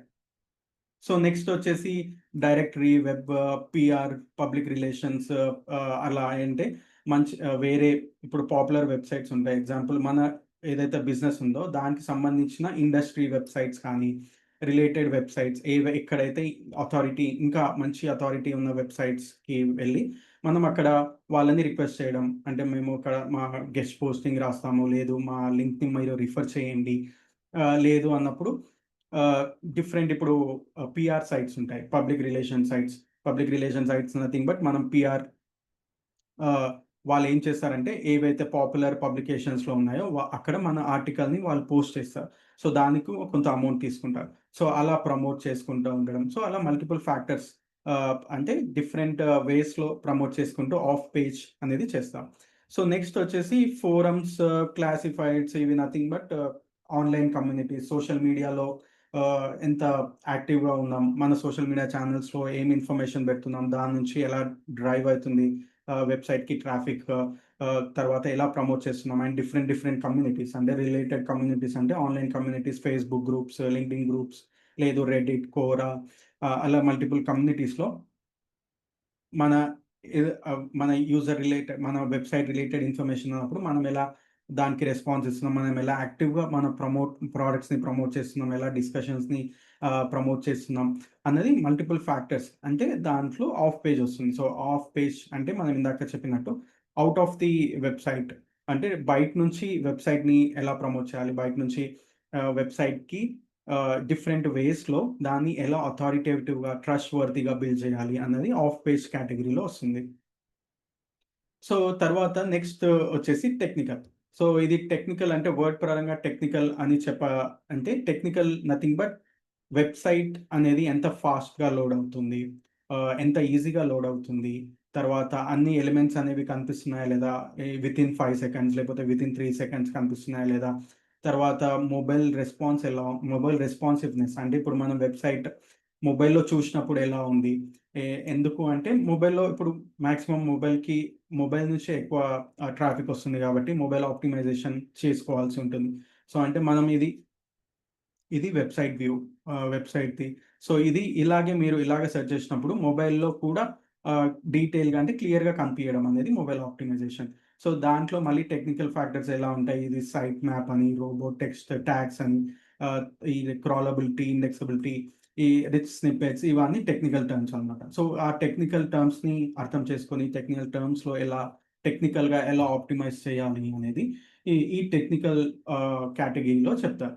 సో, ఆల్‌మోస్ట్ ఇందాక చెప్పినట్టు ఓవరాల్‌గా సెర్చ్ ఇంజిన్ ఆప్టిమైజేషన్‌లో అన్ని ఆప్టిమైజేషన్ టెక్నిక్స్ ఉన్నాయో, అవన్నీ ఈ కేటగరీస్‌లో వస్తాయన్నమాట. ఆన్ పేజ్, ఆఫ్ పేజ్, టెక్నికల్‌గా. సో, ఇవి కంప్లీట్‌గా ఒక కేటగరీ చేసి, ఓకే. నేను ఓన్లీ ఆన్ పేజ్ చేస్తాను, ఆఫ్ పేజ్ చేయను, లేకపోతే టెక్నికల్ చేయను. అప్పుడు నా వెబ్‌సైట్ ప్రమోట్ అవుతుందా లేదా అంటే అలా కాదు. సో, కంప్లీట్‌గా అన్ని దాంట్లో మీద మనం చేసుకుంటూ వెళ్ళాలి. అన్ని కేటగరీస్‌లో, అన్ని దాంట్లలో మనం చేసుకోవాలి. ఇందాక చూపించినట్టు ఇన్ఫర్మేషన్ మనకెలా తెలుస్తుంది టెక్నికల్ పరంగా గానీ, ఆహ్, ఆహ్, ఏమంటారు ఇప్పుడు ఆన్ పేజ్, ఆఫ్ పేజ్ అని చెప్పాం గదా! సో, దాంట్లో ఇన్ఫర్మేషన్ కూడా ట్రాక్ చేయొచ్చు. ఈ టూల్స్ అన్నీ మీకు దానికి తగ్గట్టు ఇన్ఫర్మేషన్ ఒస్తాయి. సో, నిన్న చూపించినట్టు లోడింగ్ టైమ్. ఇప్పుడు మన వెబ్‌సైట్ ఎంత ఫాస్ట్‌గా లోడ్ అవుతుందో తెలుసుకోవచ్చు. తర్వాత ఏమేమి ఇష్యూస్ ఉన్నాయి టెక్నికల్ పరంగా, ఎలా ఆప్టిమైజ్ చేసుకోవాలి అనేది తెలుసుకోవచ్చు. సో, ఇలా కంప్లీట్‌గా ప్రతి ఆప్టిమైజేషన్ టెక్నిక్‌కి మనకు డేటా అనేది ఉంటుంది. సో, దాన్ని బట్టి మనం స్ట్రాటజీ అనేది డిసైడ్ చేస్తాం. So, okay. నాకిక్కడ టెక్నికల్ పరంగా నాకు కొంచెం ప్రాబ్లమ్ ఉంది ఈ వెబ్‌సైట్‌లో. సో, టెక్నికల్‌ని ఎక్కువ పుష్ చేయాలి. టెక్నికల్ మీద ఫోకస్ చేయాలి. లేదు ఆన్ పేజ్ ప్రాబ్లమ్ ఉంది. ఆఫ్ పేజ్ ప్రాబ్లమ్ ఉంది అనేది దాని డేటా ప్రకారం మనం తెలుసుకొని ఆ విధంగా ఆప్టిమైజేషన్ టే చేసుకుంటూ వెళ్తామనమాట.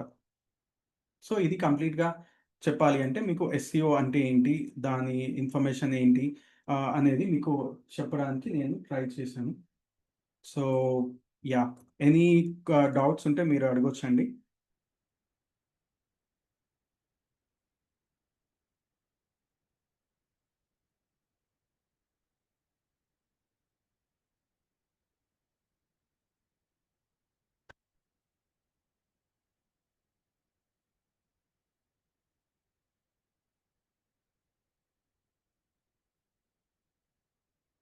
ఓకే. సో, ఇంకొక ఇన్ఫర్మేషన్ నేను యాక్చువల్లీ మర్చిపోయాను. సో, ఈ ఎస్‌సిఓ అని అంటున్నాం. సో, దీని హిస్టరీ ఏంటి అని తెలుసుకోవడానికి ప్రయత్నించినప్పుడు, అసలు ఎలా స్టార్ట్ అయింది? ఎప్పటినుంచి స్టార్ట్ అయింది? దీనికి ఇంపార్టెన్స్ ఎలా వచ్చింది? ఏంటి అసలు ఎస్‌సిఓకి ఇంత ఆహ్, డిమాండ్ ఎందుకుంది? అనేది తెలుసుకోవడానికి కొంచెం బ్యాక్‌గ్రౌండ్ ఇన్ఫర్మేషన్, హిస్టరీ తెలుసుకోవాల్సిన అవసరం ఉంటుంది. సో, ఫస్ట్ వచ్చేసి 1996లో లారీ పేజ్, సెర్జెన్ బ్రిన్ వీళ్ళు ఏం చేశారంటే ఒక ప్రాజెక్ట్ మీద వర్క్ చేశారు. సో, అది 1998లో గూగుల్ అనేది వాళ్ళు ఎస్టాబ్లిష్ చేసి, సో, ఎస్‌సిఓ అనేది స్టార్ట్ అయింది. సో, వాళ్ళేం కాన్సెప్ట్ అనుకున్నారంటే, ఇంటర్నెట్‌లో ఉన్న వెబ్‌సైట్స్ పేజెస్‌కి ఒక ర్యాంకింగ్ ఫ్యాక్టర్ వల్ల ఒక పేజ్‌ని ర్యాంక్ చేసి దాని ఇన్ఫర్మేషన్ యూజర్‌కి సెర్చ్ చేసినప్పుడు ఇవ్వడం. సో, అది అప్పటినుంచి అలా సెర్చ్ ఇంజిన్ ఆప్టిమైజేషన్ అనే సిగ్నిఫికెన్స్ అనేది స్టార్ట్ అయింది. సో, తర్వాత అండ్ వాళ్ళు కంప్లీట్‌గా గూగుల్ వాళ్ళు అలా అల్గారిథమ్స్ చేంజ్ చేసుకుంటూ డిఫరెంట్ డిఫరెంట్ వేస్‌లో దాన్ని అప్‌డేట్ చేసుకుంటూ కొన్ని టెక్నిక్స్‌ని అంటే బ్యాడ్ టెక్నిక్స్‌ని ఆబ్సొల్యూట్ చేస్తూ అంటే అంటే మేబీ ఒక 15 years back, 10 years back just keyword stuffing అనేది పాపులర్ ఉంటుండే. అంటే జస్ట్ కీవర్డ్ స్టఫ్ చేస్తే నీ పేజ్ ర్యాంక్ అయితుంది అని అంటుండే. అండ్ అలా అవుతుండే కూడా. కానీ దాని తర్వాత అప్‌డేట్స్. సో, వాళ్ళేంటంటే రెగ్యులర్‌గా వాళ్ళ టూల్‌ని రిఫైన్ చేసుకుంటూ వచ్చారు. సో, ఈ రిఫైన్‌మెంట్ ఎందుకు, ఎందుకు అంటే యూజర్‌కి ఇంపార్టెంట్ ఇన్ఫర్మేషన్, యూజర్‌కి అర్థమయ్యే ఇన్ఫర్మేషన్ ఇవ్వడానికి ఈ అప్‌డేట్స్ అని వాళ్ళు చేసుకుంటూ వచ్చారు కాబట్టి, అది ఇంత పాపులర్ అనేది అయింది. సో, తర్వాత 2011లో మేజర్ అప్‌డేట్ ఇది పాండా అప్‌డేట్ అంటారు. దీనికొక నేమ్స్ అనమాట ఈ అప్‌డేట్స్ ఏంటి. ఇవి తెలుసుకోవడం మంచిది యాక్చువల్లీ. అంటే ఎలా ఎవాల్వ్ అయింది అనేది మనకు అర్థమవుతుంది. సో, ఎలా ఎవాల్వ్ అయింది అనేది అర్థమవుతుంది. తర్వాత ఎలా ఉండబోతుంది కూడా మనం తెలుసుకోవాలి. సో దట్ మనం దానికి తగ్గట్టు ప్రిపేర్ అవ్వాలి. ఇప్పుడు ఈ అప్‌డేట్స్ ఎగ్జాంపుల్ 2011లో నేనున్నాననుకుందాం. ఇప్పుడు ఈ అప్‌డేట్ వచ్చినప్పుడు ఫస్ట్ అసలు ఓకే. ఈ అప్‌డేట్ వల్ల మనకేమి ఇన్ఫర్మేషన్ వస్తుంది? ఈ అప్‌డేట్‌లో ఏం చేంజ్ చేస్తున్నారు? సో, దానివల్ల మనం ఎలా మన వెబ్‌సైట్‌ని ఆప్టిమైజ్ జేసుకోవాలి, లేకపోతే అప్‌డేట్ చేసుకోవాలి దాని తగ్గట్టు. సో దట్ ఈ ఆహ్, ఈ ఈ రూల్‌ని మనం ఫాలో అయ్యి మన పేజ్‌ని ఎలా కంటెంట్ ప్రమోట్ చేసుకోవాలి, ర్యాంక్ చేసుకోవాలి అనేవి ఉంటాయి. సో, ఇలా మేజర్ అప్‌డేట్స్ ఇప్పుడు 2000లో స్టార్ట్ అయ్యి ఆల్‌మోస్ట్ 2020 వరకి మేజర్ అప్‌డేట్స్ వచ్చాయి. అండ్ 2021లో కోర్ వెబ్ వైటల్స్ అనేది వాళ్ళు రిలీజ్ చేశారు. సో, ఇవి ఏంటంటే ఇవి టెక్నికల్ ఎస్‌సిఓకి చాలా యూజ్‌ఫుల్ అవుతాయి. సో, టెక్నికల్ ఎస్‌సిఓ ఇవి డీటెయిల్స్‌గా ఇ ఇవేంటి అంటే టెక్నికల్ టర్మ్స్‌లో మన పేజ్ ఎంత లోడ్ అవుతుంది. ఫస్ట్ పేజ్ మనం పేజ్ ఓపెన్ చేయగానే ఫస్ట్ చూసే ఇన్ఫర్మేషన్ ఎంత ఫాస్ట్‌గా లోడ్ అవుతుంది. సో, దీనివల్ల కూడా దానికి ర్యాంకింగ్ ఫ్యాక్టర్స్ అనేవి ఇస్తారు కాబట్టి, సో, వాళ్ళు అలా అప్‌డేట్ చేసుకుంటూ వచ్చారనమాట. సో, దానివల్ల యూజర్‌కి ఓవరాల్‌గా మంచి ఇన్ఫర్మేషన్ ఇవ్వాలన్న ఉద్దేశ్యంతోన ఆ అప్‌డేట్స్ అనేవి వచ్చాయి. అండ్ ఇప్పుడు రీసెంట్‌గా వచ్చిన అప్‌డేట్స్ మీరు చూస్తే, మీరు ఏదన్నా గూగుల్‌లో సెర్చ్ చేసినప్పుడు మీకొక ఏవ ఏఐ ఓవ్యూ అనొస్తుంది. ఎగ్జాంపుల్ ఇదే సెర్చ్ చేయండి. సో, ఫస్ట్ మీకు ఇది వస్తుంది. ఇప్పుడు ఏఐ ఓవర్‌వ్యూ. ఇదేంటి అంటే, ఇప్పుడు రీసెంట్ ఆఫ్టర్ ఏఐ వచ్చిన తర్వాత, ఈ రిజల్ట్స్‌లో ఇప్పుడు మనం ఎగ్జాంపుల్ ఇదే ఇన్ఫర్మేషన్‌ని మనం ఎయిదర్ చాట్‌జీపీటీ గానీ, పర్‌ప్లెక్సిటీ గానీ యూజ్ చేసి సెర్చ్ చేసినప్పుడు అది కూడా ఇన్ఫర్మేషన్ అనేది ఇస్తుంది. సో, వీళ్ళు ఈ పేజెస్ అంటే కంప్లీట్‌గా వీళ్ళ దగ్గరున్న పేజెస్‌లోనే కంపైల్ ఇన్ఫర్మేషన్ అనమాట. అంటే మనం మొత్తం అన్నీ ఇట్లా డీటెయిల్‌గా ఒక్కొక్క పేజ్ ఎళ్లి అక్కడ క్లిక్ చేసి ఇన్ఫర్మేషన్ తీసుకోవాల్సిన అవసరం లేదు. సో, వాళ్ళే కంపైల్ చేసి, కన్సాలిడేట్ చేసి ఇలా ఇస్తారు. సో, ఎగ్జాంపుల్ ఇక్కడ చూస్తే నేను టాప్ 10 హాస్పిటల్స్ అడిగాను కదా! వాళ్ళొక 10 హాస్పిటల్స్ తీసుకొని ఇక్కడ వాళ్ళు ఇన్ఫర్మేషన్ అని ఇచ్చారు. సో, దానికి కొంచెం డీటెయిల్ డిస్క్రిప్షన్ గూడా ఓకే. ఇది దీనివల్ల ఇది ఇట్లా ఉంది. సో, అండ్ మనకు ఇంకా ఇన్ఫర్మేషన్ అప్పుడు ఓకే. నాకిది బావుంది అన్నప్పుడు దీనికి వాళ్ళు సోర్స్ కూడా ఇస్తారనమాట. ఎక్కడి నుంచి తీసుకున్నారు ఈ ఇన్ఫర్మేషన్ అనేది. సో, ఇప్పుడు ఇదెందుకు చెప్తున్నానంటే, ఇప్పుడు ఎస్‌సిఓ అనేది చేంజ్ అవ్వచ్చు. ఇప్పుడు మనం చూస్తున్న ఇప్పుడు గూగుల్ అనేది రీసెంట్ అప్డేట్ ప్రకారం Google is completely moving into AI mode. AI mode అంటే ఆల్రెడీ యూఎస్‌లో స్టార్ట్ అయింది. ఏఐ మోడ్ ఏంటి అంటే కంప్లీట్‌గా ఇదొక చాట్ జీపీటీ లాగానో, పర్‌ప్లెక్సిటీ లాగానో వర్క్ చేసే ఆప్షన్ ఉంటుందన్నమాట.